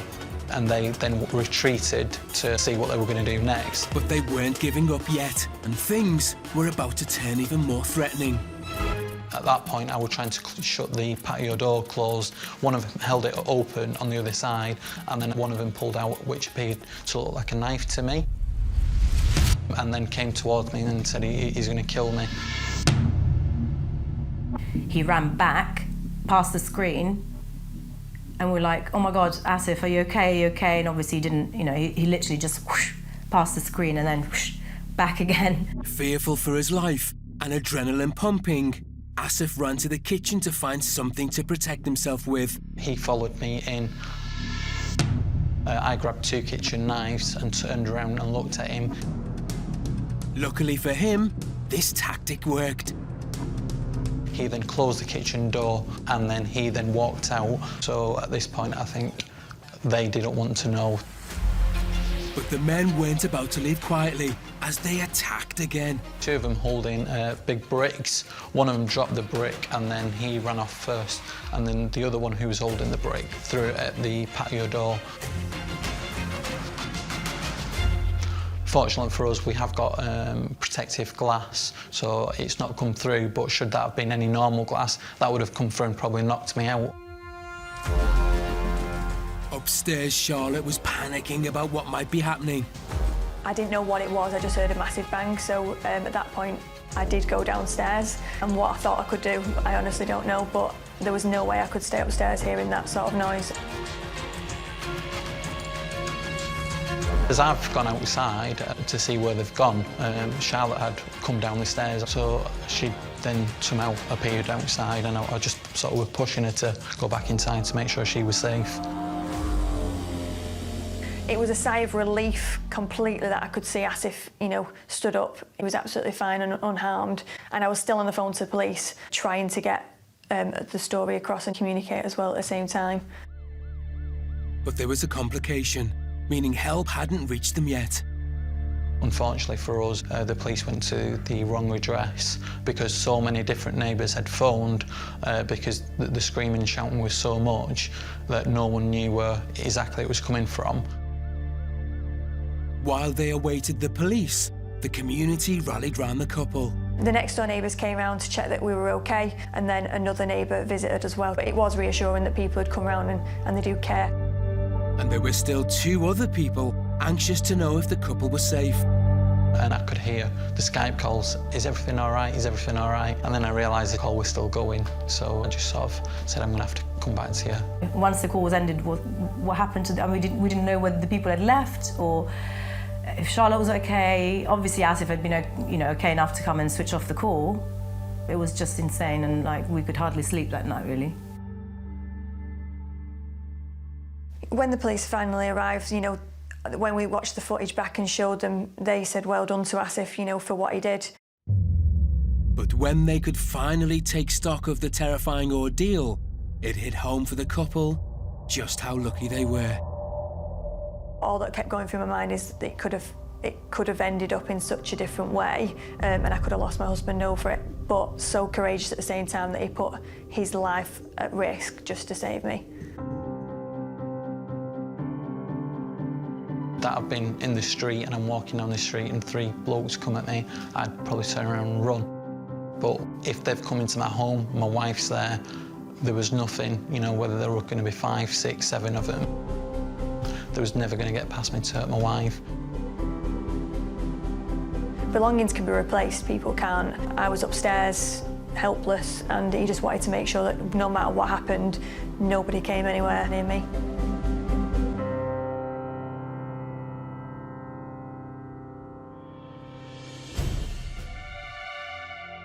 Earlier, we saw a paraglider pilot rescued by the Coast Guard team in Dorset, in the UK. A year later, and Jake and the team from the West Bay Coast Guard are about to meet up with the man they saved that day for the first time. Really good to see you too. Cool. How long has it been? Like a year now? It's been a year. Has it actually been a year? Let me introduce you to Gemma. Yeah, Gemma. Hi. Gemma operated your main line that day. Did she? Alan operated the safety. Alan, nice to meet you. This is Rob, our senior nice coastal officer who's responsible for our training. That was the first time that I've rescued someone who was precarious. And I said to the guys earlier, that was the calmest casualty that I ever could have wished for. We'd done quite a few cliff rescues before, mainly of dogs, but this is the first time I've been involved with someone in such a precarious and life-threatening position. You came, you like, hey, can I move this? I was like, yeah, you can move the parrot. Like, you had to like peek underneath, you remember? Yeah, I couldn't see you until I lifted that wing. I remember looking through and you were literally both hands around the rock. Yeah, good to have a guy with a rope come down and get you. Well, thank you very much. No, our pleasure. Meeting up with Joe has reinforced to Jake the reason why he volunteers. I think it's a great privilege to be able to help anyone who is in danger, and it makes you feel incredibly proud. But the accident hasn't put Joe off flying, and he didn't waste time getting back to the sport he loves. It's taken perhaps a week or two to get over the crash, but I was back in the air. The next weekend I was flying deep again. It was like, get back on the horse, you know, be careful, play it safe, keep flying.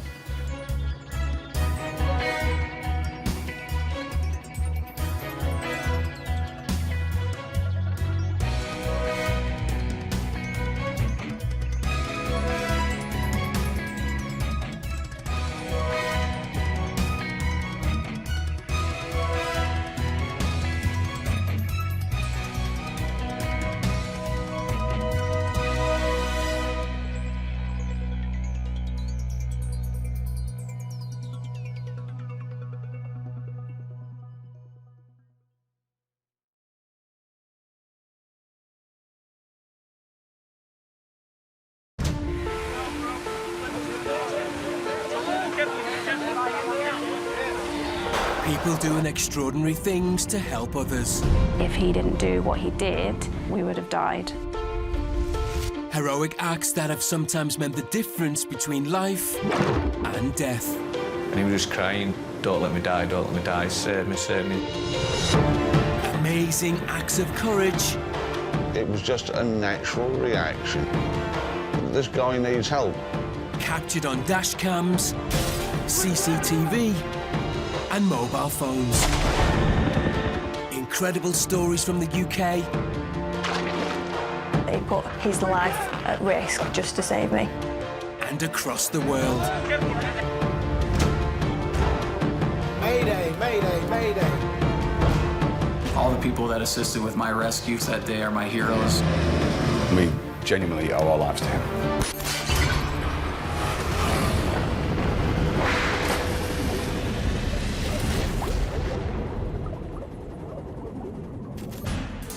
Today on Saved on Camera. A tourist keen to try hang gliding is left hanging on for dear life. We got lined up. As soon as my feet left the ground, gravity just took me straight down. He soon discovers the reason. Something was not right. I fell completely downward. He wasn't attached to the hang glider. We were getting closer to the ground and I was losing grip. Waiting for him to land, his wife had no idea he was in dire trouble. He looked up to the sky to see where my husband was going to land. My pilot told me that he had already landed and needs to go to the hospital. In the UK, a woman targeted by car thieves is saved by two broomstick-wielding heroes. So the woman is screaming. Without thinking, called my other colleague, come around and say, come outside. The lady lady, she was on the floor, and the two guys trying to rob the car. In the UK, a much-loved family pet disappears on his daily walk. I couldn't hear him rustling in a bush. I couldn't hear him panting. Getting himself stuck in a narrow pipe. But after 3 days, his chances of coming out alive are slim. I arranged where we could dig away from where the dog was trapped in the hope that it was still alive. And off the southeast coast of America, a cargo ship has capsized with 24 people still on board. My mind was just reeling. Am I having a bad dream? The Coast Guard is on its way, but a rescue will not be easy. As we approached the scene, I could start making the outline of the ship. I thought, oh my gosh, this is really happening. A couple on holiday in Switzerland have a hang gliding experience that leaves one of them hanging on for dear life.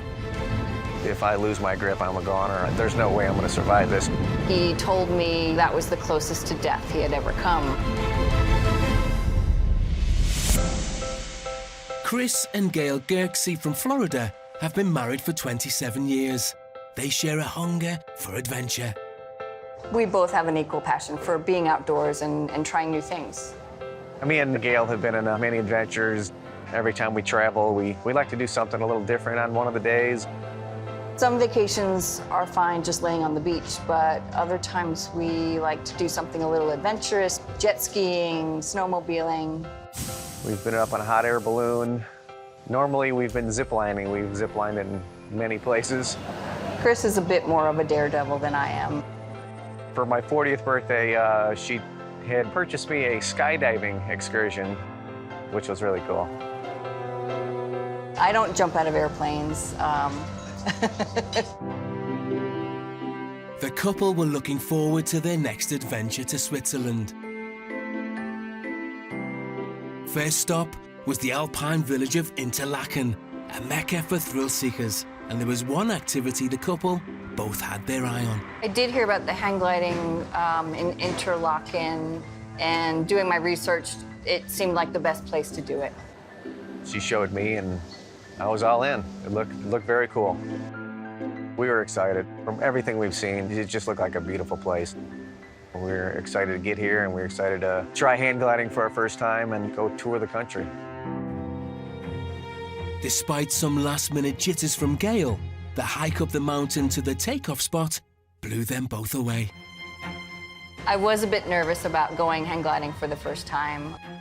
Once we got up the mountain and you could see the beautiful views and everything, I just decided it was going to be gorgeous and to go for it. The visibility was awesome. You could see across the valley to the next mountain, both lakes in Interlaken. It was just perfect flying conditions. We were really, really psyched to go. First, though, the all-important briefing from the pilots. The instructors were great. They seemed to really know how to make us feel at ease and go through each of the steps on how we were going to take off and land.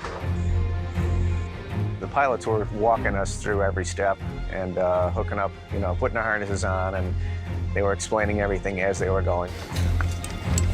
We practiced a couple times standing next to each other and doing the run. You're supposed to run side by side until your feet leave the ground. Everything seemed to be organized and safe, and they were very assuring. My wife got hooked up to her glider. Gail took off with her pilot already. She left first. I think I looked back before we took off, and I just said, "I'll see you later." With his wife safely in the air, it was Chris's turn for takeoff.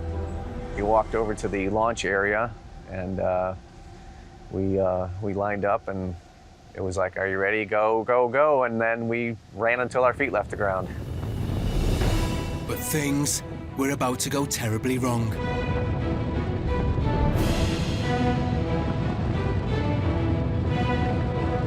Something was not right with my hookup. I fell completely downward. I was supposed to fly right next to the pilot. Gravity just took me straight down. I had to really just grab onto anything I could. Figured out that I wasn't attached to the hang glider. Later, Chris will need to use every bit of his resolve to survive the mid-air emergency. If I lose my grip, I'm a goner. There's no way I'm going to survive this.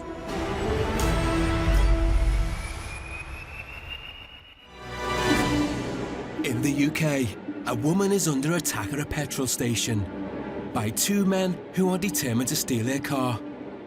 But her attack is being captured on CCTV, and two members of staff aren't prepared to just stand by and watch.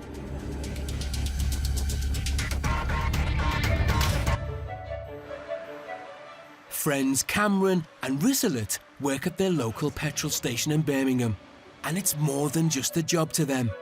The people who are working here, it's like a family. Me and Rizalet work together is more than 3 years now. See you later. Okay, thank you. He's a very kind with the customer, with me, with everyone. Thank you. Thank you. Have a nice day. Working as a team, he's a very nice person, honest, and very brave. But what they didn't know is that this bravery would be put to the test when they were on an early morning shift. I was working inside. He was working on till. I was working in an office. Outside, on the forecourt, a customer was filling her car with fuel. All was quiet as the customer made her way inside to pay. Outside was really quiet, so it was dark as well. But as the woman made her way back to her car, two menacing figures appeared and ran towards her.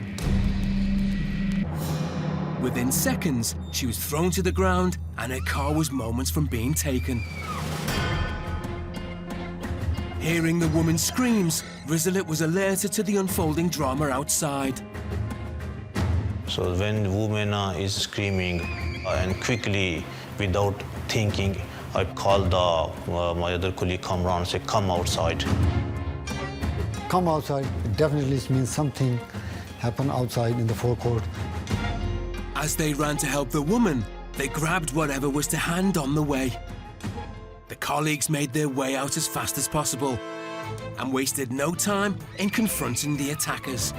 The lady, she was on the floor, and the two guys trying to rob the car.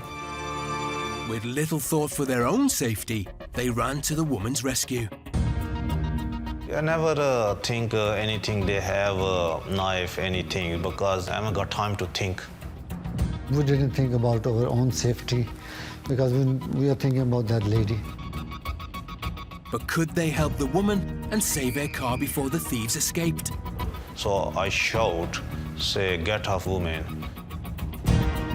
So when they saw they coming with broomstick, they run. They left the ladies and run. With the carjackers long gone, Rizalet and Cameron made their way back to check the woman was okay. She was crying and was really shocked and scared. So I asked they took anything from you. She told us basically they want the keys. It was really, that is very shocking. That is very dangerous.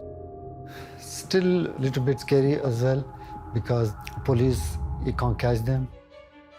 But these friends have no regrets and would do the same again. The lady was in danger, so I thought my job was to save the woman. Aim of my life is to help the other people as well. If anything happen again, so I will do again. My family, they're proud of me. And it's good for us, when the people are saying, oh yes, you are a hero, you've done a great job. It's very nice for us. Off the coast of America, a cargo container carrying 4,000 cars and 24 crew members has capsized. My mind was just reeling. Am I having a bad dream? How many people are we talking about, and how are we going to get the people off the ship? And just when a rescue attempt is thought to have succeeded, the worst news was to come. To know that there remained 4 people inside that ship made me feel even worse.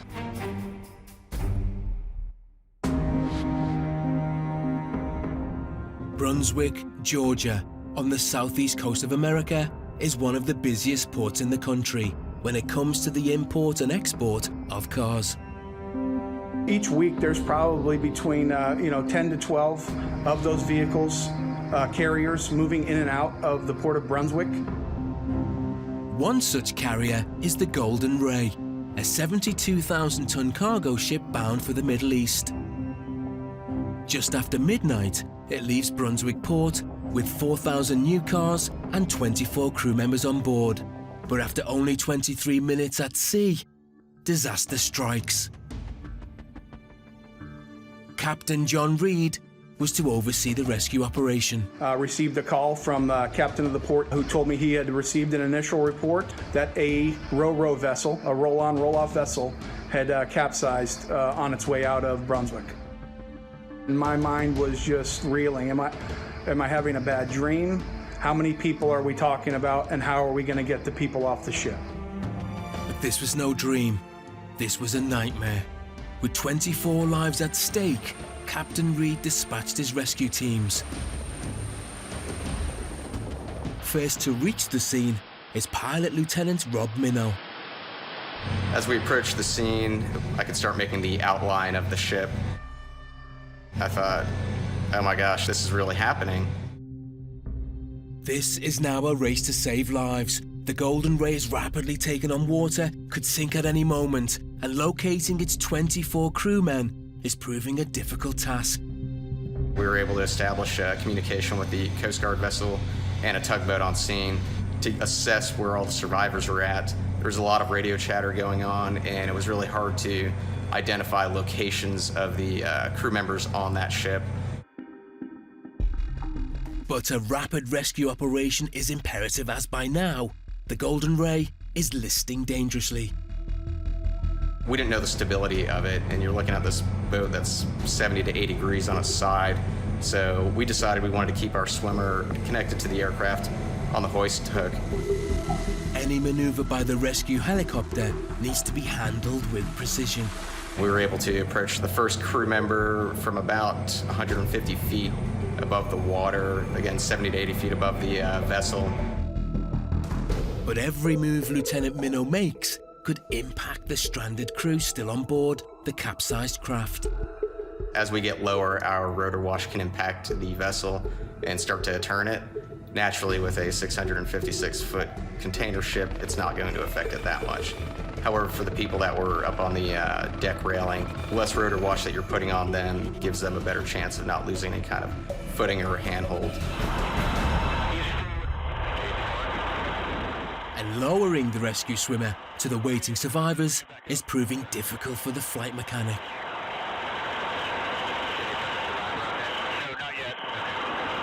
He doesn't have night vision goggles on because it's difficult to hoist that way, but he's trying to position this swimmer almost 130 feet below the aircraft in the dark, in between multiple obstructions. Fortunately, our first person that we hoisted was on the starboard bridge wing, and they had a flashlight. Locating the first survivor is one thing. Hoisting him back to the helicopter is far more dangerous. Any kind of small movement you make up at altitude turns into a much larger swinging motion at the bottom. Our great concern was not to move the aircraft around as much, and when it's nighttime, it makes things pretty challenging.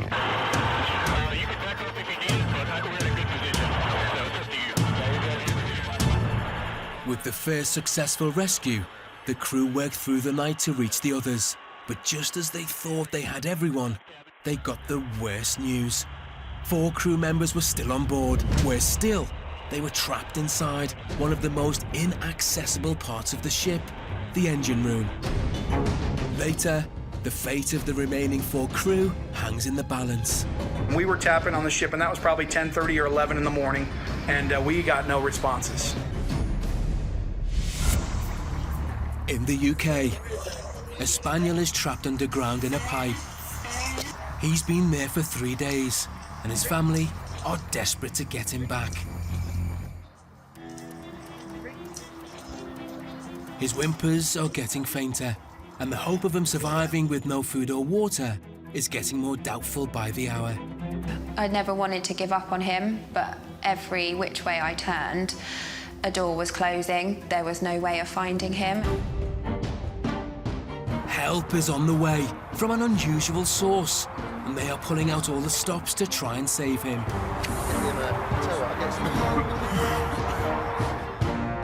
I put my phone on, and the next thing I know, I've got an emergency call coming in telling me there's a dog stuck up a pipe. So I thought, oh God, what do I do here? The Athy family live in Oxfordshire. Mum Kat, Dad James, along with their 3 boys, and their 6-year-old dog Spencer, or Spenny for short.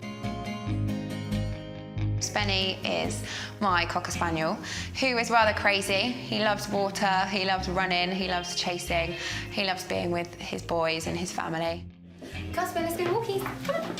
And for busy swimming teacher Kat, one of the nicest parts of the day is walking with Spencer. Come on.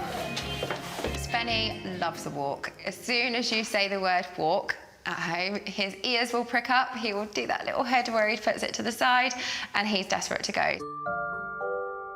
He loves to be off lead, he's running around, he's in and out of the bushes, his nose is to the ground sniffing everything. He just loves being outside. You good boy, come on.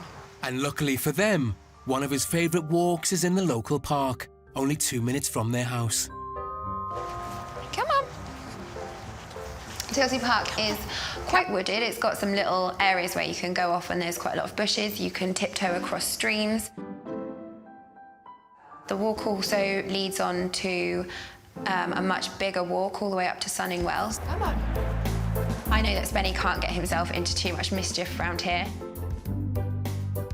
He can go for a swim when it's hot. There's lots of little trails to do, and the kids love coming here as well. But one day, whilst out for their usual walk, Spenny did get into some mischief, and it was to turn their world upside down.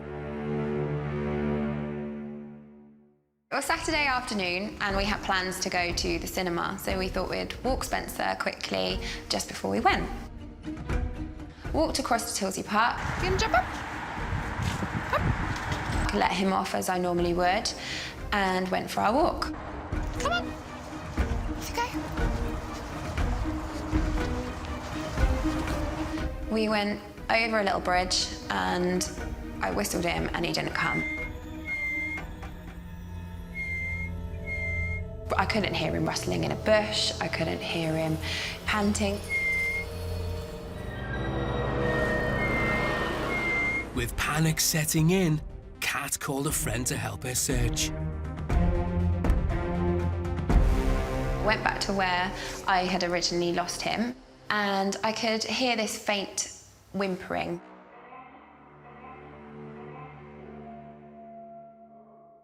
Howling noise coming from somewhere, but as I moved, the sound stopped, so if I stood in a particular position, I could hear it. So I went down to the ditch and into the ditch. I could hear his crying much more loudly. Had a little rummage around in all the undergrowth and found the opening to a pipe. When I uncovered the pipe, you could hear his howling and you could hear it coming from there. Called the emergency services and they could hear him as well. They tried with their cameras, they tried to find the end of the pipe, but we couldn't locate him.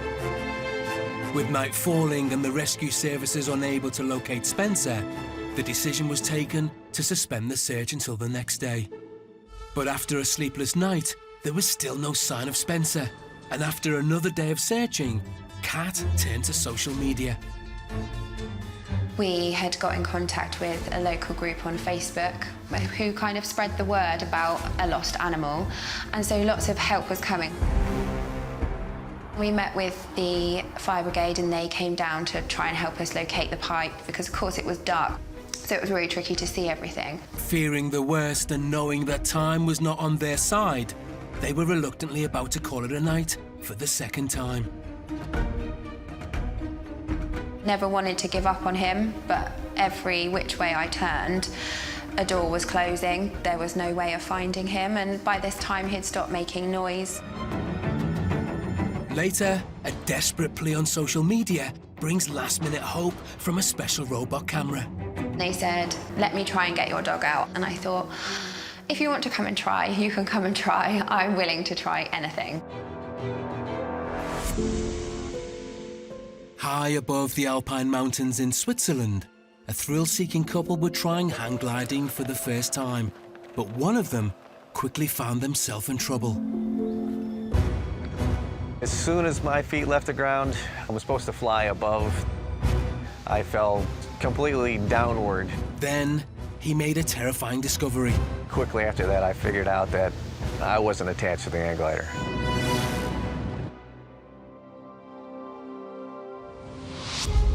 Chris was now left holding on for his life in midair.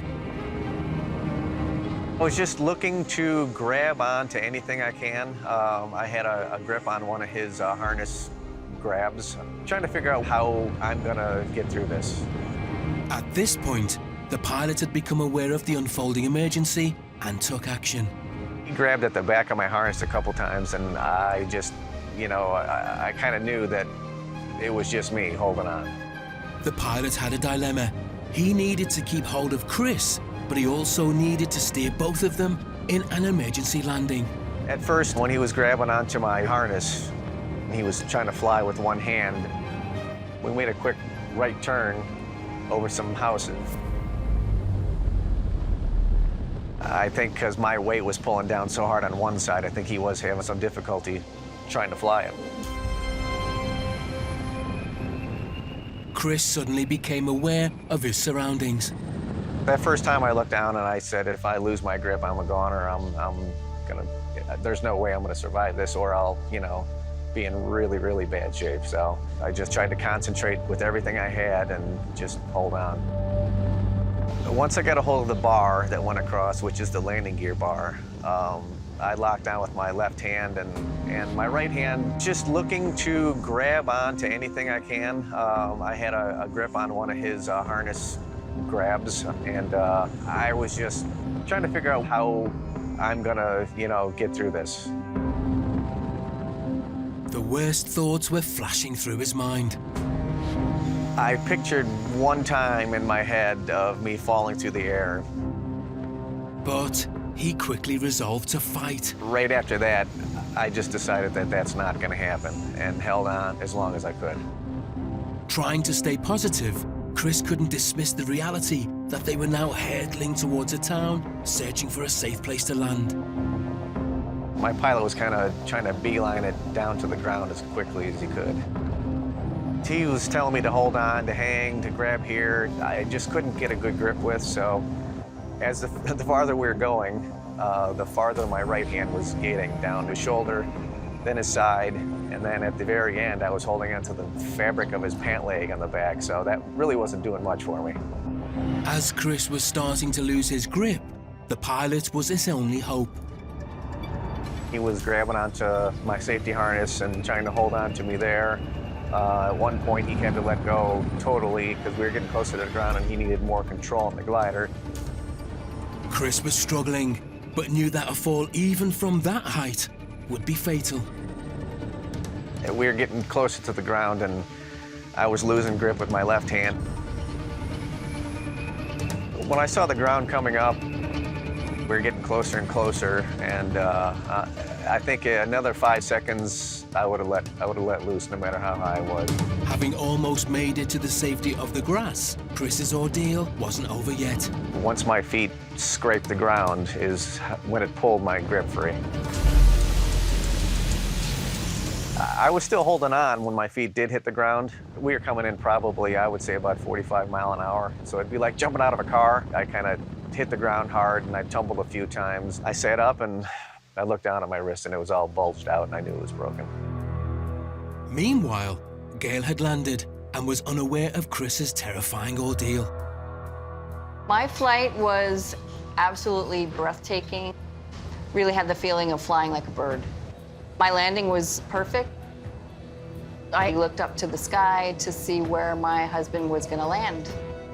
My pilot told me that he had already landed. Once I did see him, as they pulled the van up, he was holding his arm, so I knew something was either fractured badly or broken badly. When they told me he was going to the hospital, yeah, I didn't know the extent of his injuries at that time. I was still calm at that point, just trying to figure out what was going on. When they reached the hospital, Gail and Chris finally had a chance to talk. He told me that was the closest to death he had ever come, and I was like, why? And that it was that point that he told me that he was not attached to the glider. In the emergency room, Chris's injuries became apparent. When I impacted the ground, I broke the top of my bone in my arm outward because I impacted pretty hard. And so I had to have a titanium plate and 7 screws installed. And then I had a torn bicep tendon on my left side because I was, I guess, holding on so long that I tore my bicep tendon. However, Chris knew he was lucky to have escaped with his life, knowing how close he'd come to facing death. We were taking x-rays. I was, gonna need surgery, but, I was alive and I was getting taken care of, so I was just trying to keep positive. And his fighting spirit remained strong, despite the harrowing events of their first day on holiday. We thought about leaving and going home, but Chris said, no, we're gonna finish out our trip and try to enjoy what we had left. I was extremely lucky that day. It was, like winning the lottery of life, I guess.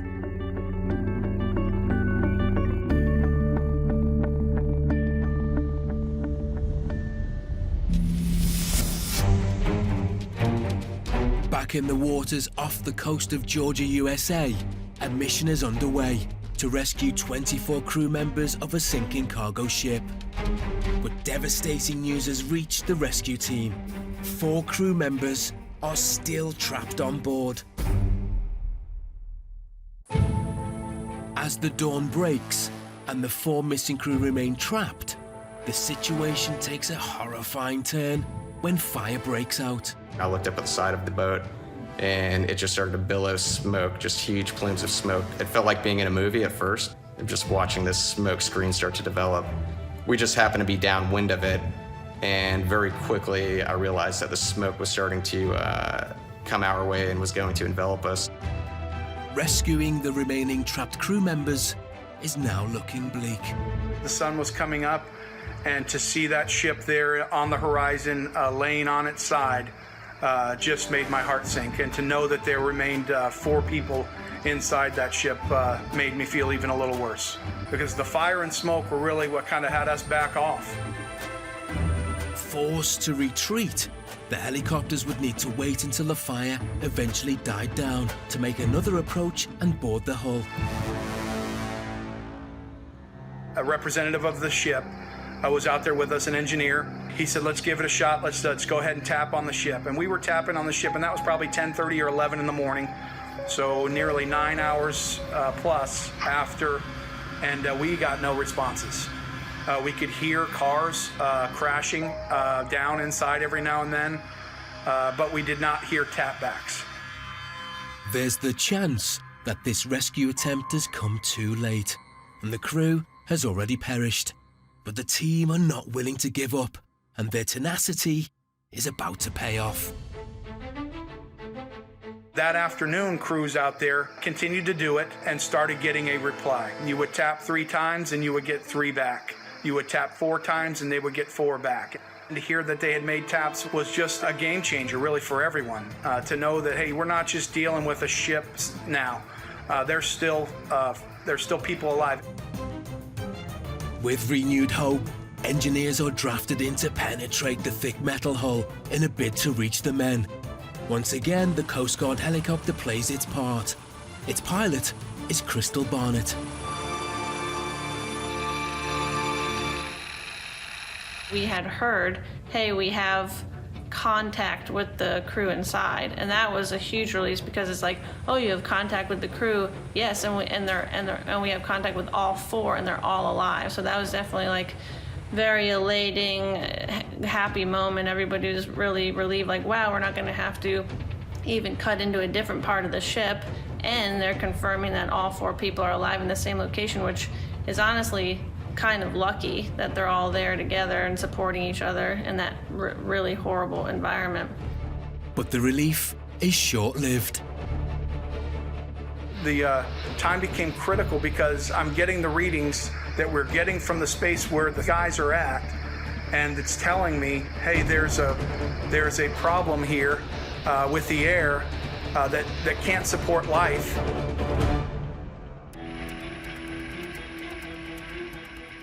They must cut through the hole and fast. But first, the helicopter needs to get close to the area to drop a salvage crew, and that isn't easy. We've definitely trained to land on small areas and structures like that, but definitely it's a unique place to land that it's an overturned vessel. We ended up doing 5 total landings. I kept power on the aircraft, and I didn't put all of the weight down of the aircraft. So if something were to happen for some reason, we'd have an easy out, just pick right back up and fly away. Once they cut into the ship, they realized that the air quality in the hull was so bad that it was creating a explosive hazard. So when they were cutting into the ship, they had to kind of keep that clear for the sparking hazard. And then also, knowing that the crew inside was breathing very toxic air, they immediately wanted to start blowing fresh air. And so a lot of the equipment that we delivered to the boat was actually leaf blowers, the backpack style leaf blowers that you would use on your lawn. We delivered those so they could blow air into the hole that they cut so that the air would be fresher for the crew members trapped inside. As the day progresses, the team continue with their efforts and eventually create enough of a hole to access the ship. It was 140 degrees plus Fahrenheit. For those crews going in and out of the hole that had been cut. Initially, it was just a scope hole to put something in there, confirm that there were people alive and they were in the right spot. And then they were able to drill a larger hole, which was about a 3-inch hole, and put water through and be able to push air, clean air, into the space where the men were at. Finally, after 30 hours and the tireless efforts of the rescue teams, the remaining 4 crew members are free. Woo! Yeah!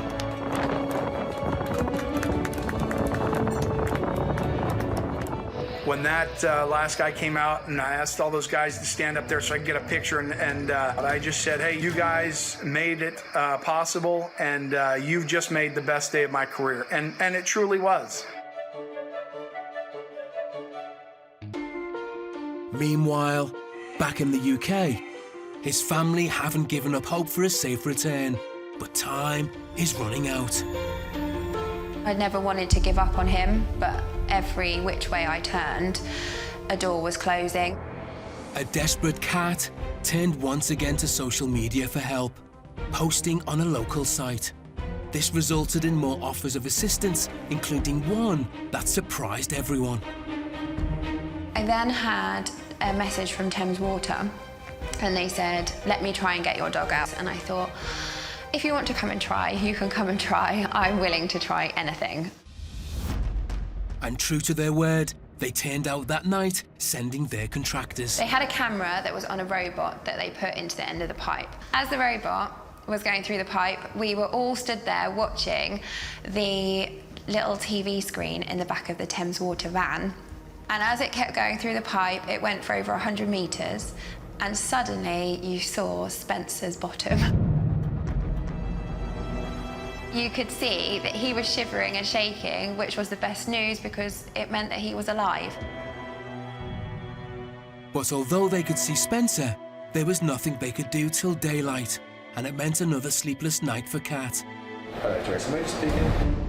The next morning, it was Jason Major, a fields operations specialist for Thames Water, who took the call from the team monitoring the pipe. Get over there now. All right, cheers. Bye. I came to work on the Monday, I put my phone on, and the next thing I know, I've got an emergency call coming in telling me there's a dog stuck up a pipe. So I thought, oh God, what do I do here? And I looked at the mapping.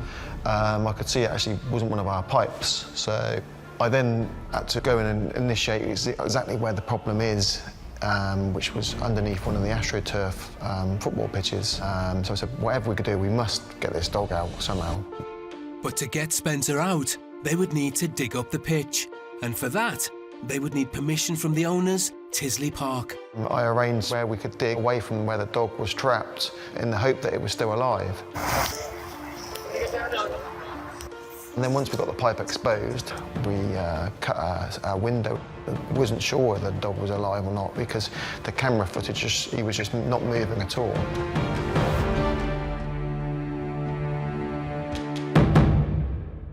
I was invited in as they then removed the last part of the pipe. I then got down into the hole and my arm was just that little bit too short to reach Spencer. I had quite a long arm, so I spoke to Kat and I said, has he got a tail? She said, well, he's got a little stump. So I thought, great, I've got something I can sort of grab hold of. So I managed to get my arm up the pipe and got hold of his tail. Once I started to give him a little pull, he had a little moan, so I could tell he was alive. So I thought, thank God for that, you know.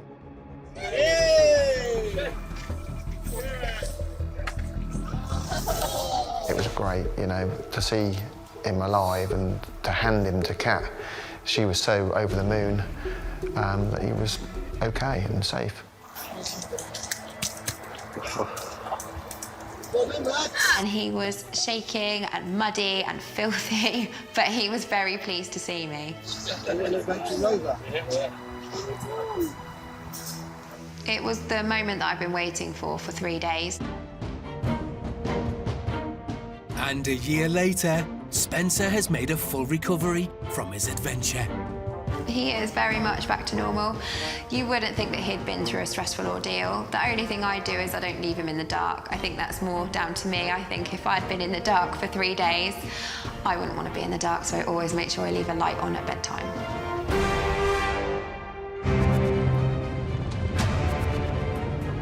A Florida couple were hang gliding on holiday in Switzerland when disaster struck. We were getting closer to the ground and I was losing grip. After an emergency landing, he was lucky to escape with just a broken wrist and a torn tendon. A couple of months later, he was finally able to watch his brush with death. I told the story before I saw the video to my friends and family, and I was trying to see how accurate my story was watching the video. But it's still not an easy watch for Gail. It gives me anxiety, and just watching him switch his grips so many times and almost fall to his death was, you know, petrifying. Chris made a video of his experience, and it went around the world. The video going viral was a shock to me, and it was like 4 million views in 2 days. And someone who saw the video and was keen to fulfill Chris's dream was Interlaken tourism manager Natalie Rothlin. I first saw Chris on social media, and it really impressed me how he handled the whole situation. I contacted him because I wanted him to get another experience of Interlaken and not to last it with the bad memories. But it was not without a few nerves. I was a little apprehensive about coming back and doing it again, but I knew that we probably needed to do this so we can really just move forward. A year later, and the day has arrived for the couple to return to Interlaken for their second hang gliding flight. Hi Chris, I'm Natalie. Oh, let's see. How are you? Hello. Hi, I'm Natalie. Very good to meet you. Nice to meet you. You're a bit nervous of your flight today? Not a little bit. Okay. You will be landing at the... Yeah.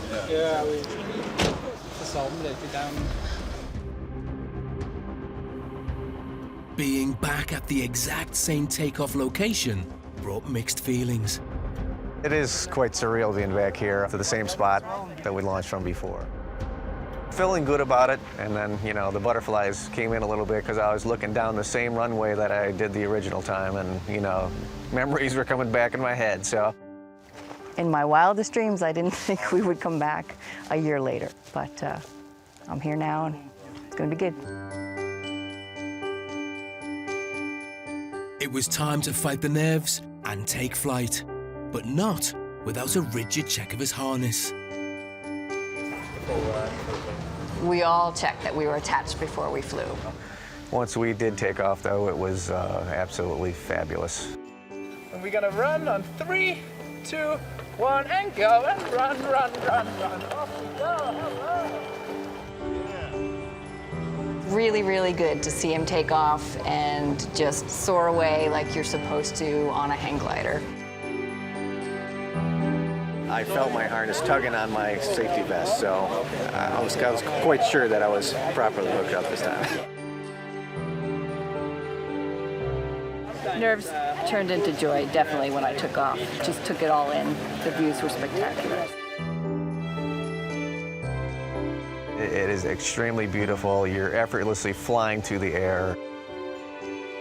I'll do it again in a heartbeat. It was cool. Yeah, everybody needs to try that at least once.